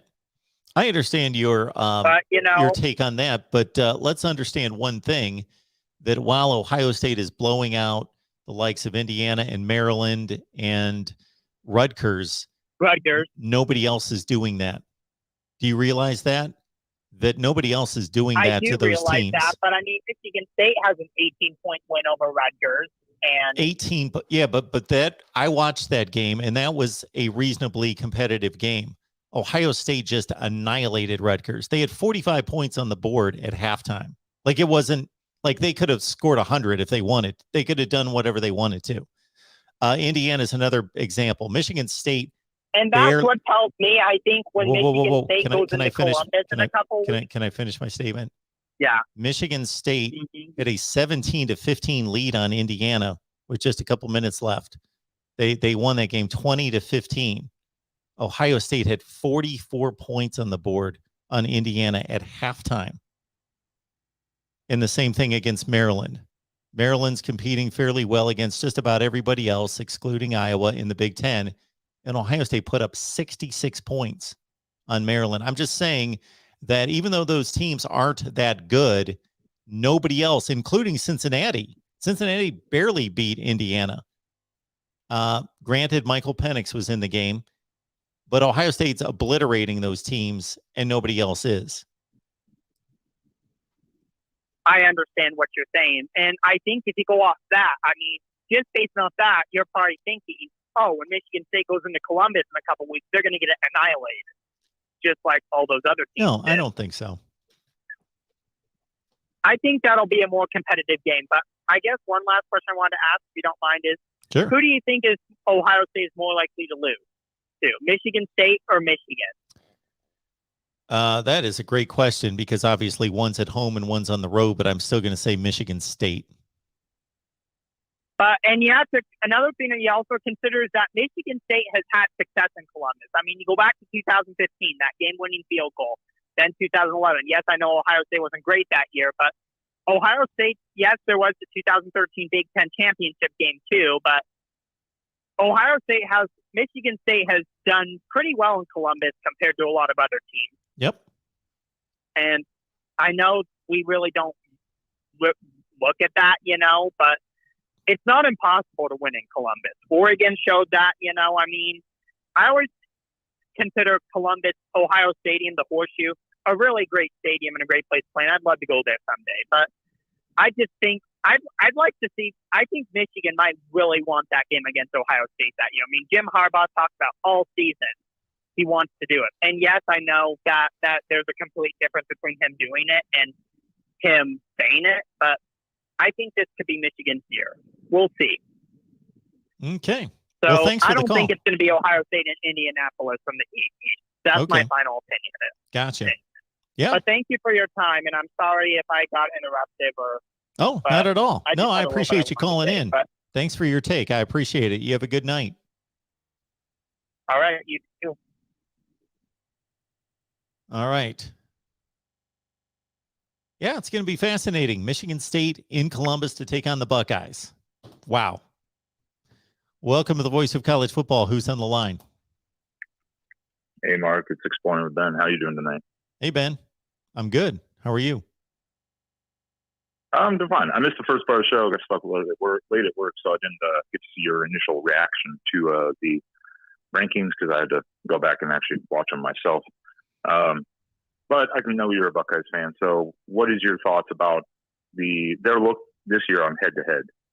I mean, at this point, it's early, obviously, in the season. So. I think it's completely fair. They've done the same thing that I've done with Oregon and Ohio State, although I believe I've got them a spot lower. I think I've got them 5-6, maybe 4-5. I don't remember. So they've pretty much done the same thing I've done with Oregon and Ohio State in my rankings. Really, the three things that stand out to me is number one, that Alabama's number 2, and they don't have the second best resume in college football. So they're obviously favoring Alabama based on talent, eye test, all that. And the more they talk about eye test, the more that I think that really means brand name, image, prestige, and TV ratings, and basically talent evaluation, not eye test on the field. Because Alabama's resume is good, it's decent, but it's not, I don't think, the number 2 resume in the country. So that's what struck me, is Alabama's a little bit too high, and they've basically positioned Alabama in such a way that they could lose the SEC championship game close and still make the playoff with 2 losses.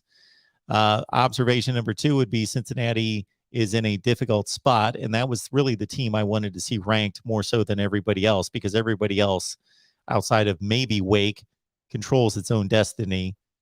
So Cincinnati at 6 tells us a lot, that they're in a tough spot. And then finally, that Oklahoma's at 8, even though they can play themselves up, they're fine as long as they win. It just basically tells us that the committee has not been impressed with Oklahoma, obviously. Oh, no, I mean, and I agree. I mean, I saw Alabama too, and I was kind of like, how? But at the same time, I saw Oregon at 4, and as a Ducks fan, even I was like, I was expecting 6 to 7, to be honest. That's kind of my feel, just because of the inconsistency a bit on the field. So I'm in the same boat. I was a little, with Alabama, I was kind of like, I don't know. But regardless of that, did you notice something? I don't know if you pay attention to it. I know, like, FPI, you go over that all the time. Did you see the comparison with Ohio State and Oregon, the strength of schedule and strength of record differential? I did. I don't know where those numbers are coming from. I don't either. But Oregon's is like way up higher than Ohio State's, which is weird. I don't know if that's because they feel the league is quote unquote more competitive. I don't know where those numbers come from at all. It was like a ridiculously lopsided number in strength for Oregon. I don't know where that comes from. So I'm not really challenging Ohio State's number at 74 of strength of schedule, because their schedule's backloaded. They just finally played somebody really good this past weekend, Penn State, and even their record has obviously taken a hit in their standing. And I don't believe Penn State was even ranked in their top 25. Maybe they were. I don't know. I don't remember where Penn State was ranked, if they were ranked. But anyway, they were 23-ish or something like that. Something like that. I don't know that they were ranked. Anyway, I will say that, I'm looking at this schedule for Oregon, and did they base this completely on them playing Ohio State on the road?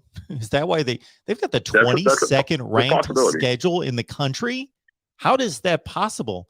They played Fresno State. Okay. They played Fresno State, Ohio State, of course, Stony Brook, Arizona, Stanford, Cal, UCLA, Colorado. Colorado sucks. They're horrible. They're one of the worst teams in FBS football.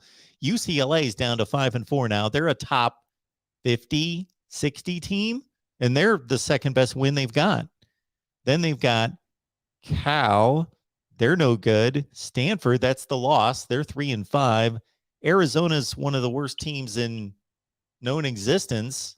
They've lost 20 games in a row. I am dumbfounded by this number 22 ranking, strength of schedule.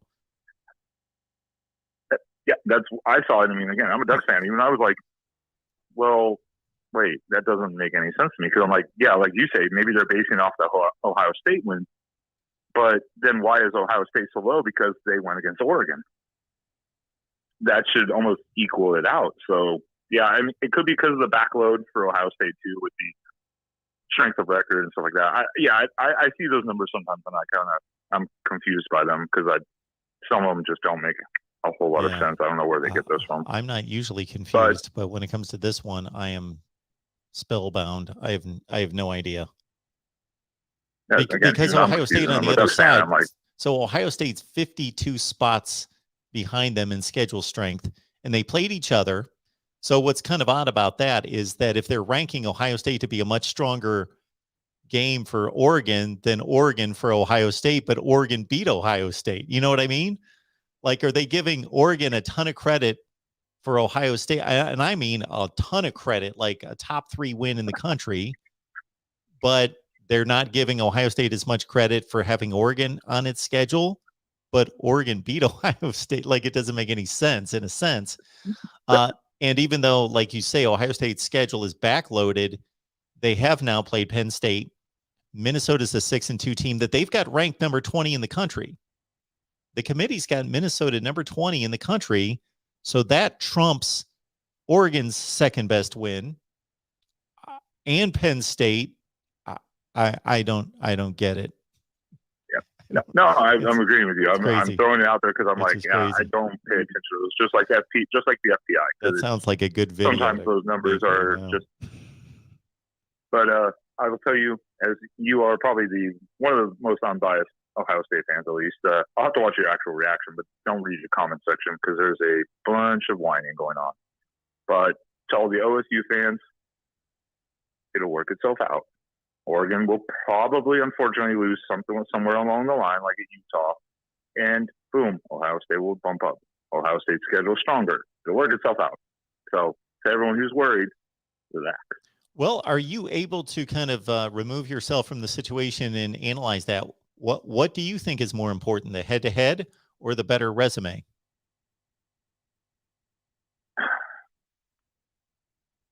I mean, I agree with all the points they're supposed to say. Resume, head-to-head, and even the eye test, which is supposed to be on the field. But I get your point of looking at, like, brand name, potential, talent on the roster. Well, the And point I'm I making, would not to not wanna see interrupt a you, committee. I'm sorry to interrupt you. Just to clarify my point about brand name and all that other bit, I don't think that should be considered, but I think they are considering it. I think that that's their unconscious or maybe conscious bias. I don't think any of that stuff should be considered, but I think it is. I'm sorry. Go ahead. Oh, no. I agree. No, I agree. It shouldn't be, but I do think somewhere along the line it kind of is, and it shouldn't be at all, period.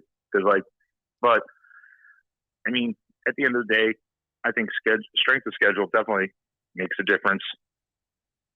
Head-to-head, of course, plays an important role, and eye test plays a role. So, again, it's the first ranking, so we have to see what happens, especially as as Ohio State, as their strength of record gets harder.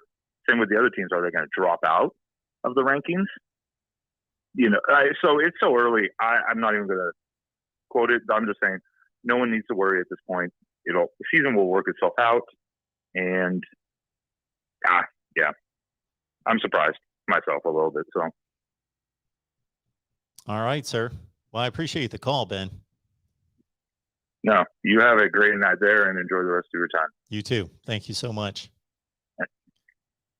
Appreciate the super chat coming in from our guy, Bilal, who says, Mark, this committee is a fraud. Alabama should not be anywhere close to number 2.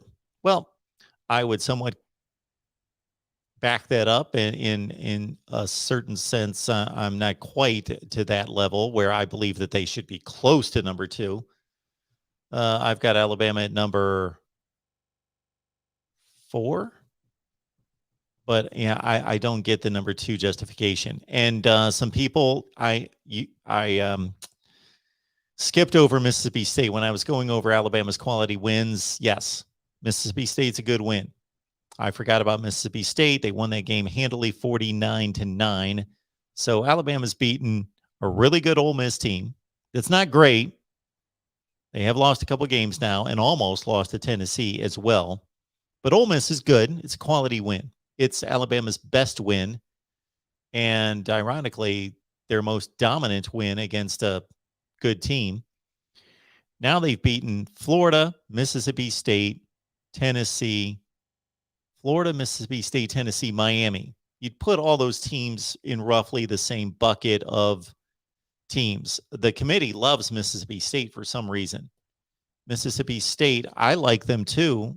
I think they're good, but they love Mississippi State. Mississippi State's beaten Texas A&M, Kentucky,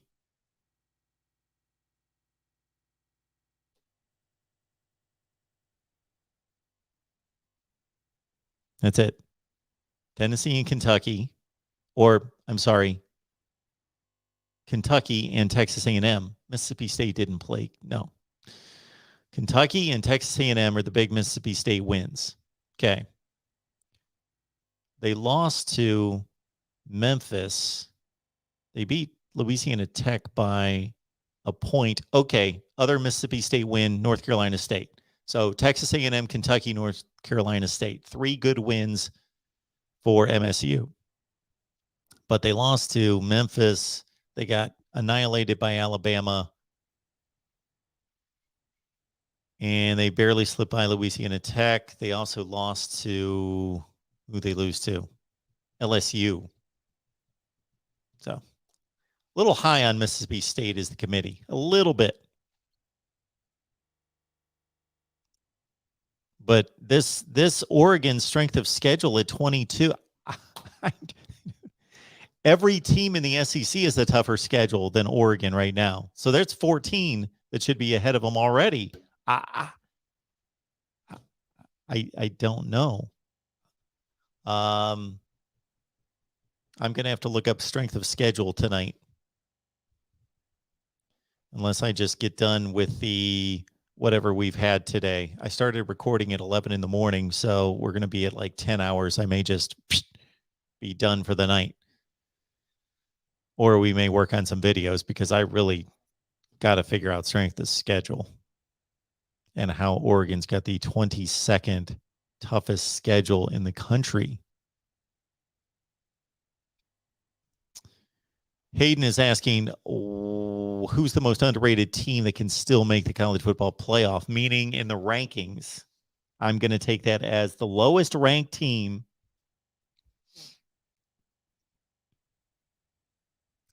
I believe, I might be wrong about this, but I believe the lowest ranked team in the initial rankings that made the playoff, and this would be a great video to cut as well, which I can't do it tomorrow because I'm slammed from like 10 in the morning to 10 at night. But I would love to post a video where we look at past seasons and see where teams came from. 2014 Ohio State, I'm almost positive they were only like 14, something like that. But we'd have to go through all the teams that made the playoff and see who was the lowest ranked in the initial rankings that still made the playoff. Okay. The college football playoff rankings. Here we go. The lowest ranked team that could still possibly make it. Okay, let's run it down. Georgia, Alabama, Michigan State, Oregon, Ohio State, Cincinnati, Michigan, Oklahoma, Wake Forest, Notre Dame, Oklahoma State, Baylor. Okay. How about Auburn? Auburn and Texas A&M are both 6-2. Auburn only has 1 loss in the SEC. Texas A&M has 2 losses in the SEC, but Texas A&M also has the tiebreaker against Alabama. So let's say Texas A&M wins all of its games. Auburn wins all of its games, except they have to play each other, of course. And Auburn beats Alabama. So the winner of this game between Auburn and Texas A&M under those conditions, Alabama would have 2 losses. A&M would have 2 losses if they beat Auburn. Auburn would have 2 losses in the division. So it'd be a 3-way tie between Texas A&M, Auburn, and Alabama. Get out your tiebreaker book.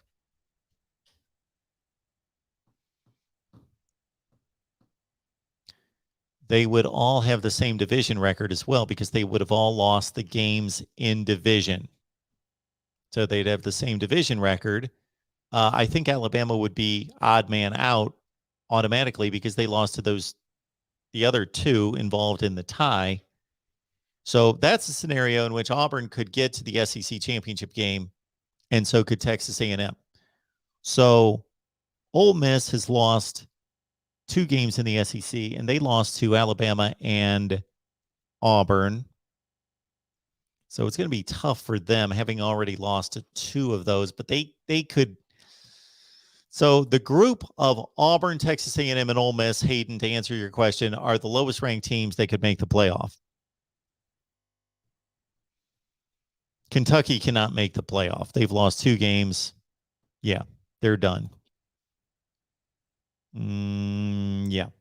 So there you go. That is my answer for you. The 3 teams in the SEC Western Division. They're all basically in the same bucket. And Auburn's got a leg up because they lost one of their 2 games out of conference against Penn State.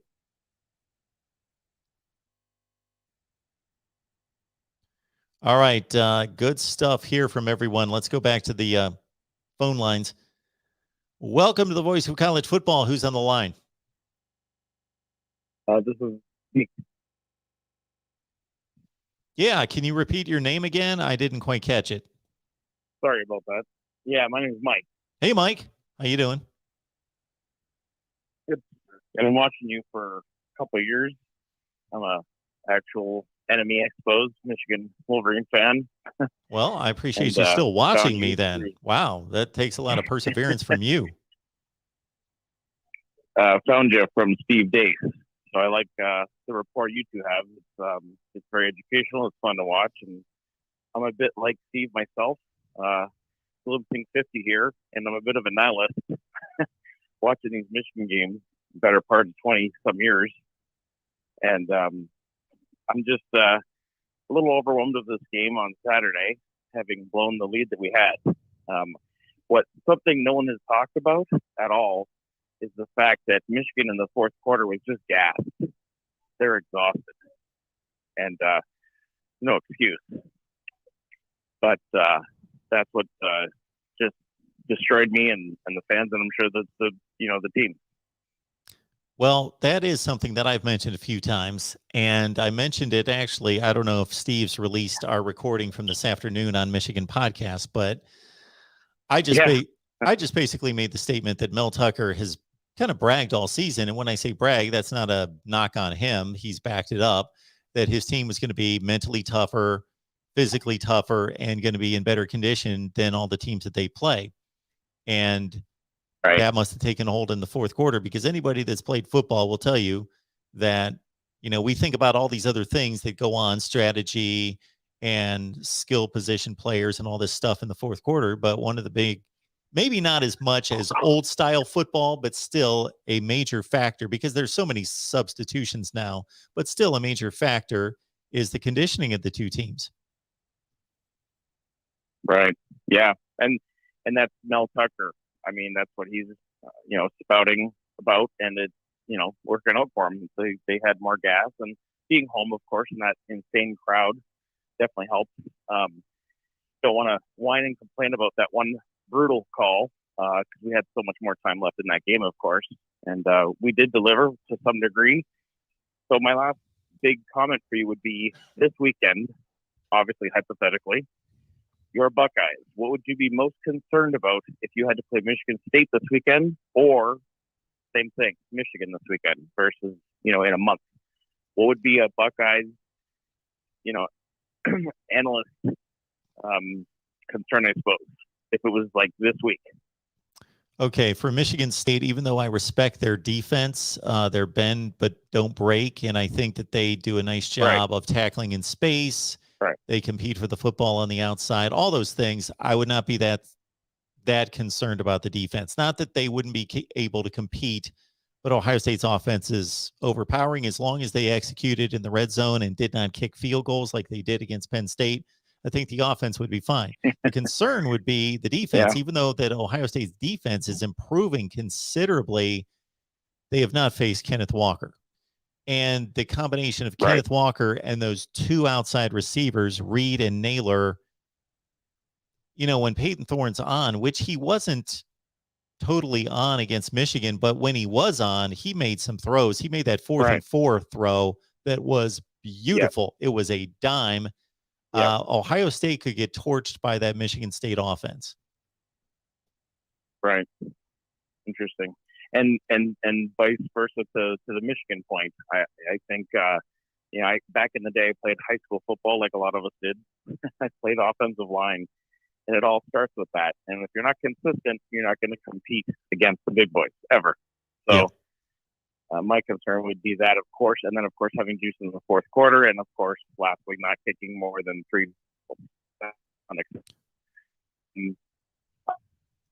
So I have the favorite over my Wolverines at this. Most years I'd probably 14, 18-point favorite. But I feel there's a chance, a palpable chance to actually beat the Buckeyes. Again, I'd give them a sizable favorite, of course. And I'm sure Vegas will for that very purpose, just to kind of, tempt folks to place bets. But, it's that fourth quarter last 3 days ago. I just was like, who is this team? And I was actually afraid of it when I saw everyone raise their hands fourth quarter. For some reason, I'm like, how are we going to manage to lose this?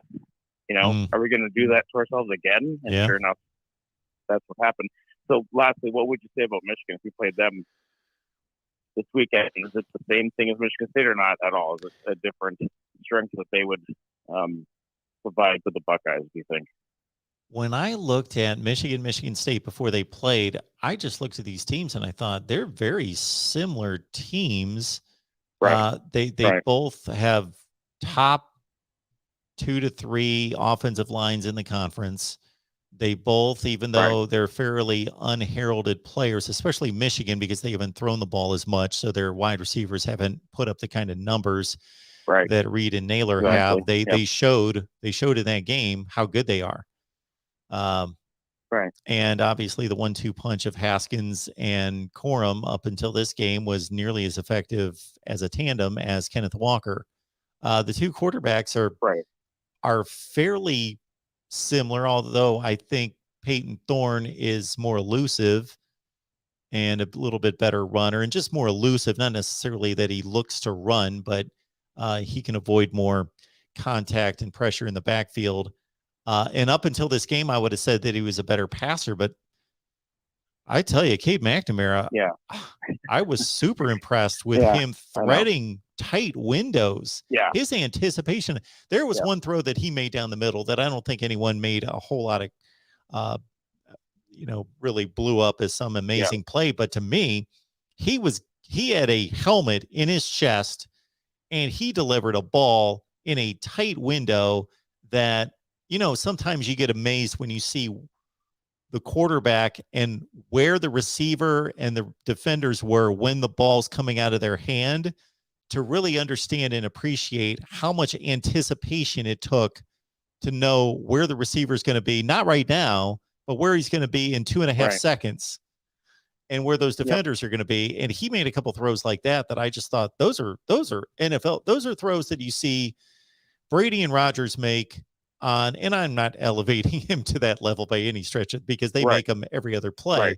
but made those kind of throws. So he was a much better player on Saturday than I've ever seen before. Right. And if he keeps that play up, that will keep JJ on the bench. Yeah.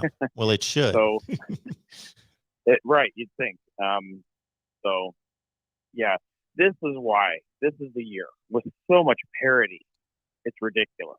I mean, 1 through 10 easily is just, I've never seen this in modern, last 10, 20 years maybe, where every single team is so decent in their own way. This is the year, I don't know if you agree, where that 1 through 8 playoff. And I'm not just saying that because of my Wolverines. I'm not just saying that because they're holding 7th, barely. Or even 8 for that matter, after last weekend's loss. But could you imagine a 1 through 8, 2 through 7, and just work its way out? That would be amazing. Oh, it'd be phenomenal. I'm the guy that always argues for the 18 playoff, but not based on competition. So the argument you're making right now is it would just be a phenomenal playoff, and I completely agree. I make it based on fairness. Even if we had 50-0 blowouts in other years in the first round, I would still say this is what is fair and this is what is just to represent all the conferences, et cetera, et cetera. But you're right. This would be the year that we could anticipate the games would most likely be great. Yeah, it would be insane. That's what I'm saying. Is this is the one year that I can remember. It'd be insanity. It'd be pandemonium everywhere. Yeah. But and that brings me to my last comment. The preseason is a joke. My Wolverines are always ranked 19th or 12th, or many years in the 80s and 90s, second or fourth. And many of those years, it doesn't pan out. You know, the year runs itself, of course, and to see who's who. They got to stop doing it. And I know it's magazines. I know they all sell, but they're paper. I don't think magazines sell as much as they did 10 or 20 years ago.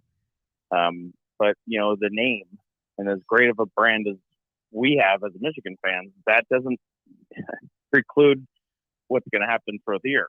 So it's nonsense. And I'm just speaking because we get excited and every year because we like to abuse ourselves. It's just, you know, but we're not the only team in the country. There's other teams, of course, that go through this too. I did not see Florida State, you know, starting out this year the way they did.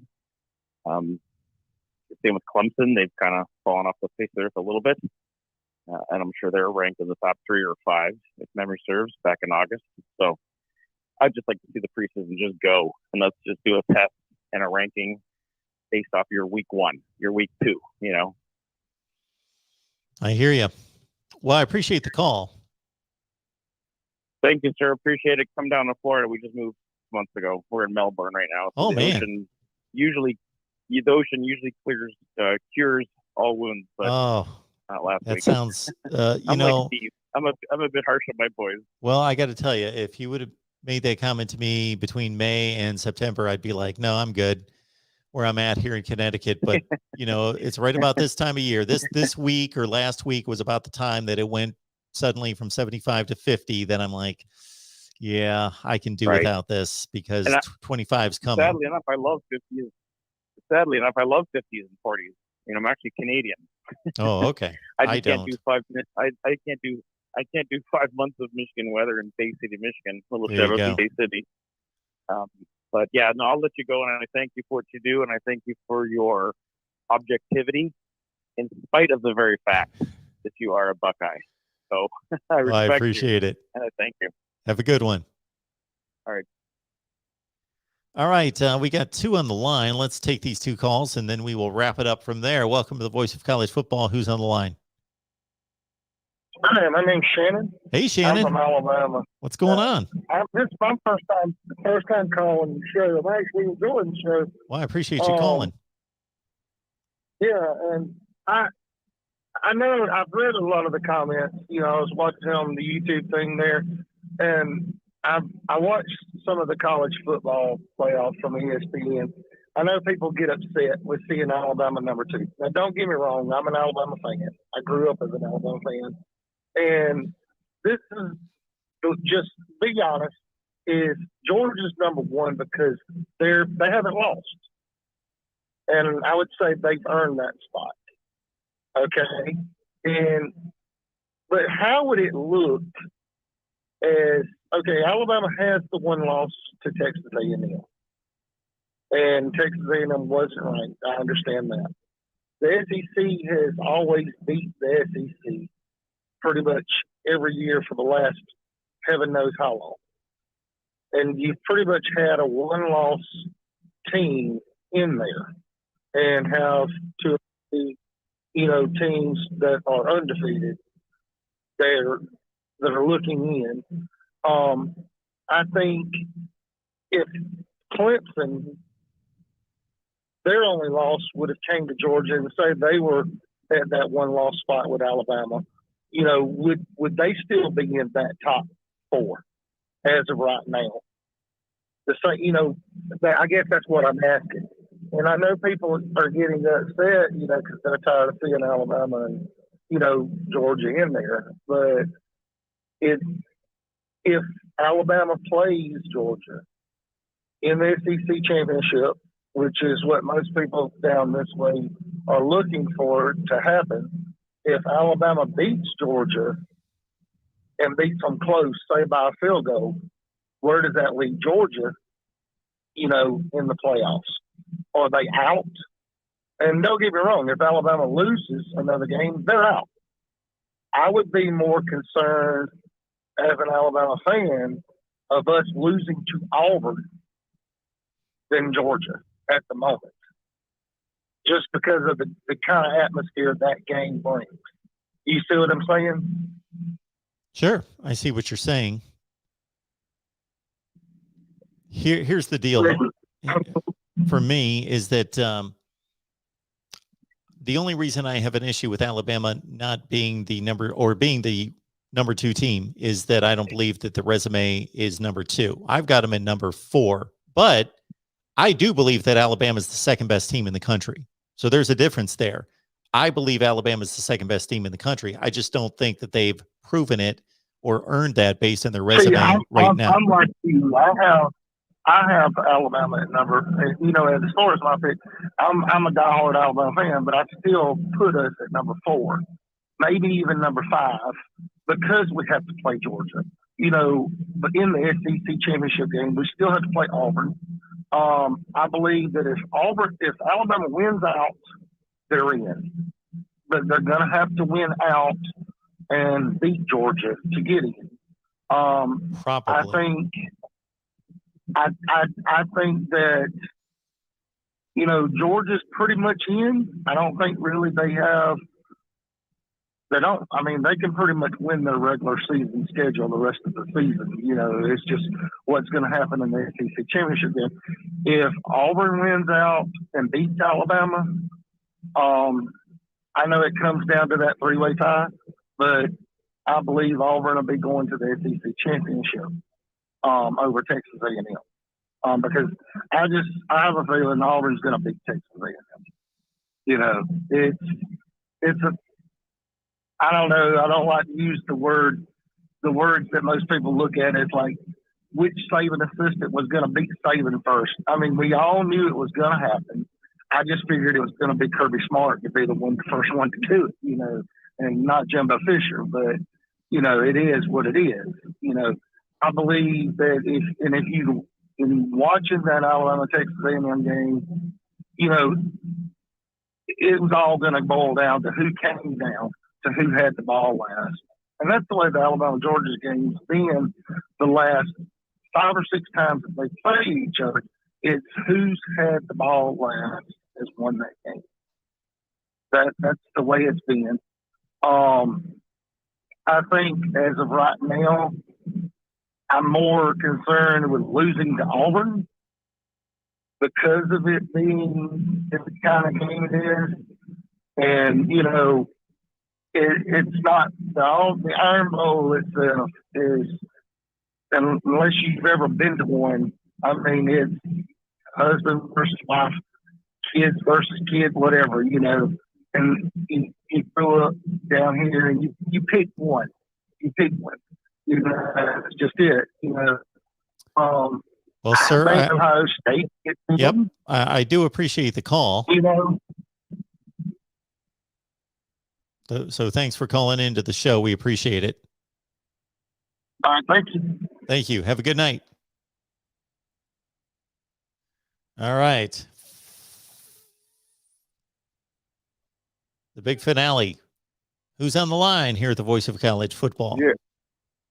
Yeah. Hi, my name's Willie. I'm from Ohio State. Hey, Willie. 78, and I watch all college football. I'm 73 and retired. I got 50 big screen, 3 50-inch big screens in my living room, and I DVR and watch all these games on replay. 2 things I'd like to talk to you most about, although that caller from Alabama I thought was right on, but he failed to mention that Alabama barely beat Florida this year because of a 2-point conversion. Sure. And they're still ranked number 2. Now, as far as the Michigan State game go, Michigan, Harbaugh is their version of John Cooper. He takes good players and manages to lose games. Now, that game against Michigan was the first game all year their quarterback has hit any passes, and he really never hit any over 15 yards if you look back at the tape. He had a 93-yarder that traveled about 8 yards, and the guy ran the rest of the way. He's really no threat to pass. But yet, Michigan's defense played 2 deep safeties the entire game. instead of one safety and the other one at the line to stop the run. If you're going to play Michigan State, you need to stop the run. Anybody that knows college or pro football, the first thing you got to do is stop the run. And Michigan, for some unknown reason, kept two deep safeties, even when they were in running situations. And I was just confused how, and I mean, I personally think if Penn State is healthy the way they played against us their last game, that they're probably the second best team to us in the Big Ten. When they play Michigan State and Michigan will definitely be lucky to get a win. Michigan barely beat Rutgers by 7 points. They would have lost to Northwestern if Northwestern wouldn't have fumbled running out the clock. Michigan State hadn't beat a team with a winning record till they beat Michigan. Michigan State's quarterback threw for less than 200 yards. And they have a couple decent receivers. But you do not need to play two high safeties. If you play Michigan State, put your guys on the line and stop that guy and make him throw. Because he's not going to beat you throwing. Now I'd like to talk a bit about our play calling at the goal line. For some unknown reason, why do we keep running Henderson inside the tackles when he's so fast? And why do we go with all tight ends when we get to the 8-yard line?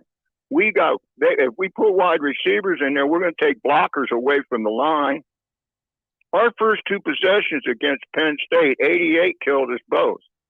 First he fumbled, then he missed that block, and 23 got it like an 8-yard loss. So we went the whole first quarter without a touchdown. We usually get a touchdown in like 3 or 4 minutes. We didn't get a touchdown in the first and fourth quarter in that game. Now, a lot of that had to do with Penn State's defense. Penn State's probably got the best defense in the Big Ten when they are healthy. And their quarterback is healthy, and they're not turning the ball over. But our play calling inside the goal line, down by the goal line was just terrible in that game. I mean, when we kicked I can't remember the last time we kicked 4 field goals. Maybe you could tell me, but I sure can't remember one. And if you look at CJ, another problem is CJ Stroud. What is his rushing totals for the year? I don't think he has 70 yards rushing. And if you've got a quarterback that is not a threat to run in today's college football, you've got some issues there when you're playing good teams. I mean, there's been several times where he's been able to run and he hasn't ran the ball. And he could have easily ran for yardage.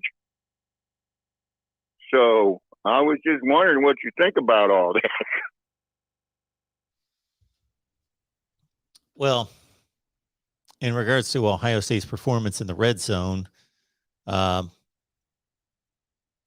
certainly think that to get a back like Henderson's talent on the perimeter makes sense, but there are certainly plays that are designed, trap plays and others, to spring a fast running back through the middle. So you do have that. You make a good point about obviously spreading out the formation and taking defenders away from the box. So spreading out the defense, the Detroit Lions were the first ones to do it with Barry Sanders, where they basically spread you out, and that just created natural running lanes for him. So, I get your point there. Ohio State doesn't like to kick field goals. Ryan Day doesn't like to kick field goals unless he's forced to. And in those situations, he had 4th and longs and had to kick the field goal. In the last one, obviously, he was extending to a 9-point lead. And that's the reason he kicked that field goal. I, like you, have said the entire season, ever since I saw Penn State play Wisconsin, that I thought that they had the best defense in the conference. But they are beat up a little bit. And we'll see what they do with little incentive to win the division the rest of the year. Those would be my basic thoughts, sir. What about Michigan State running double high safety, or Michigan running the double high safeties the whole game against Penn State or Michigan State, and not putting that guy up in the box and stopping their running attack? Their whole team is based. They're up 16 points in the third quarter. Sure, that reminded me of John Cooper. I mean, that Jim Harbaugh, I hope he stays at Michigan his whole career because I don't know what he's doing up there. Well, I mean, he's got a decent team. He's got a receiver that gets 100-some yards that didn't even have a catch going into that game. I mean, where's that guy been all year? Exactly. Yeah, he was lethal. I mean, I just didn't. I mean, I don't understand. What would Ohio Stadium do if they took out C.J. Stroud in that Penn State game and put a backup in, and the guy fumbled his first snap, and then they put him back in the fourth quarter and he fumbled again and they got a touchdown? I don't think any coach in America would have put that guy back in. Well, now I'm not saying that lost the game because Michigan State still had to drive for the touchdown. But come on, those coaching moves like that. Yeah, but to be fair, one of those two times, first of all, number one, they've been playing McCarthy the whole year. So he has been getting meaningful snaps against good teams. So that's not anything that they've done or did in that game that was any different than any other game. Now, you can question it, and I have as well, because he did fumble twice. But you also have to understand that one of those two times, the Cade McNamara was in the medical tent. So they had to have him on the field. So that's what happened there. Well, I appreciate the call, sir.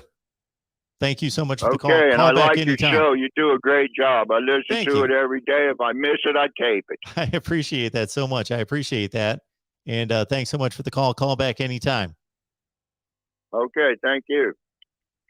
And that was going to be our last call, but we got one more on the line, so we don't want to keep this person that's been waiting for what I see is 4 minutes. So welcome to the Voice of College Football. Who's on the line? All right, Mark Rogers, we got plenty to get to here in college football this evening. Oh, boy. I don't know that we have plenty to get to. I think we've got as much as we can get to in maybe a minute or so. Well, all right, let me try and make this brief. I haven't been able to get a hold of you the last couple of times you've been on, so I just want to get to a couple things here real quick. I would be remiss if I didn't talk about this weekend. I will say I'm happy with the Buckeye victory. It could have been more decisive if the red zone execution been there. Positives, I would say, continue to be Travion Henderson. I still like what I see from C.J. Stroud, even though he doesn't run the football as much as we would like. I think the defensive line is getting a lot better. The talent is finally starting to come to the fore a little bit there. Negatives, red zone execution, and, the back seven of the defense is giving up too many plays in the passing game. But overall, I think a solid win against a very game Penn State team. And I think we got good Sean Clifford this weekend, and a probably more healthy Sean Clifford than we've seen in the past. So I'm not necessarily surprised that the game was competitive. I thought 18 points was a stretch as far as the line goes. I don't know if you have any additional thoughts on that. I would agree on all accounts. Okay. I do want to get to Sparty and the team up north. I will say this. I would, by the way, when is your rendezvous with Mr. Steve Dace? Is that tomorrow? Your usual We recorded Wednesday this appointment? afternoon. Oh, okay. Okay. He supply you any Built Bars, by the way? He loves those things. I'm sorry. Did he what? Built Bars. You got to try those protein bars. By the way, it'd be a good advertiser for you, Mark. It would be. Built Bar. Any advertiser would be a good one. Excellent protein bars, by the way. Okay. I do want to touch on that game. First of all, I have to say I think Michigan is the better football team. Not that much better of a football team, but I think definitely in that game, I thought that they outplayed Michigan State. Was that, number one, your opinion? Yep. That is my opinion. I think Michigan. Okay. So you think Michigan lost it maybe more than Michigan State won it? Yes. Would you they go did. that far? Okay. All right. Okay. It'd be interesting to hear Mr. Dace's opinion. I bet he's still kind of crestfallen after the weekend. Oh, he is. Yeah. I will say this, though. Thorne, the quarterback for Michigan State, is he more Brian Lewerke or Connor Cook or Kirk Cousins? Oh, to me, he's Lewerke. Okay. Okay. He's a high-end Lewerke, or he's, at best, he's Brian Lewerke. No, I'll give it a high end. Yeah, I think that he can throw a better ball and he can drop some dimes. Okay. I think he looked capable. I was really impressed with Walker. Is it me, or does Walker have to be the front runner for the Heisman right now? Yeah, anybody who would not vote for Kenneth Walker for the Heisman Trophy right now, I don't know what they're watching. I would tend to agree. Definitely the favorite for the Doak Walker. I like Bijan Robinson early, but I think right now clearly the best running back, and I think the favorite for the Heisman. I agree. On to the polls, by the way, Mark. I have to say, and I've said it before, Oregon at 4th and Ohio State at 5th. I don't think any Ohio State fans can complain. By the way, is Buckeye talk tomorrow, Mark? Absolutely. Yes, it is. 1:30. I will be there. It makes sense to me. I mean, I know Oregon's in a weaker conference. I know they have a very bad loss. Are you just overall in agreement on that, Mark, or do you think that they're a little bit high? What do you think? Well, I have the teams right where everybody else, or right where the committee does. So yeah, there's no comparison between the two resumes, and it's only going to get wider. But head to head, they played. So no, I agree. And they came to. It wasn't even on a neutral field. They came to Columbus, sure, and they won. And they won fairly solidly, Mark. It wasn't a game that came down to like some fluke play. Ohio State was pretty much playing for behind the entire game. Now, granted, they had 2 chances to tie the game up at the end of the game, so it was a competitive football game. But I think Oregon won fairly solidly. Absolutely. Last point, though, Mark. I got to get to this. I know you're running short on time here. With where they put Cincinnati, does that make it an even longer shot to where if they run the table, they're not getting in?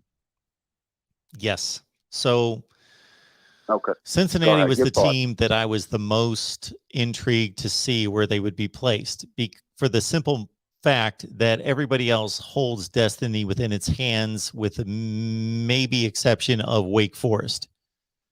So Oklahoma's number 8. Does it matter? Well, it tells us that the committee's not been impressed with their narrow wins. I get it, but Oklahoma's fine.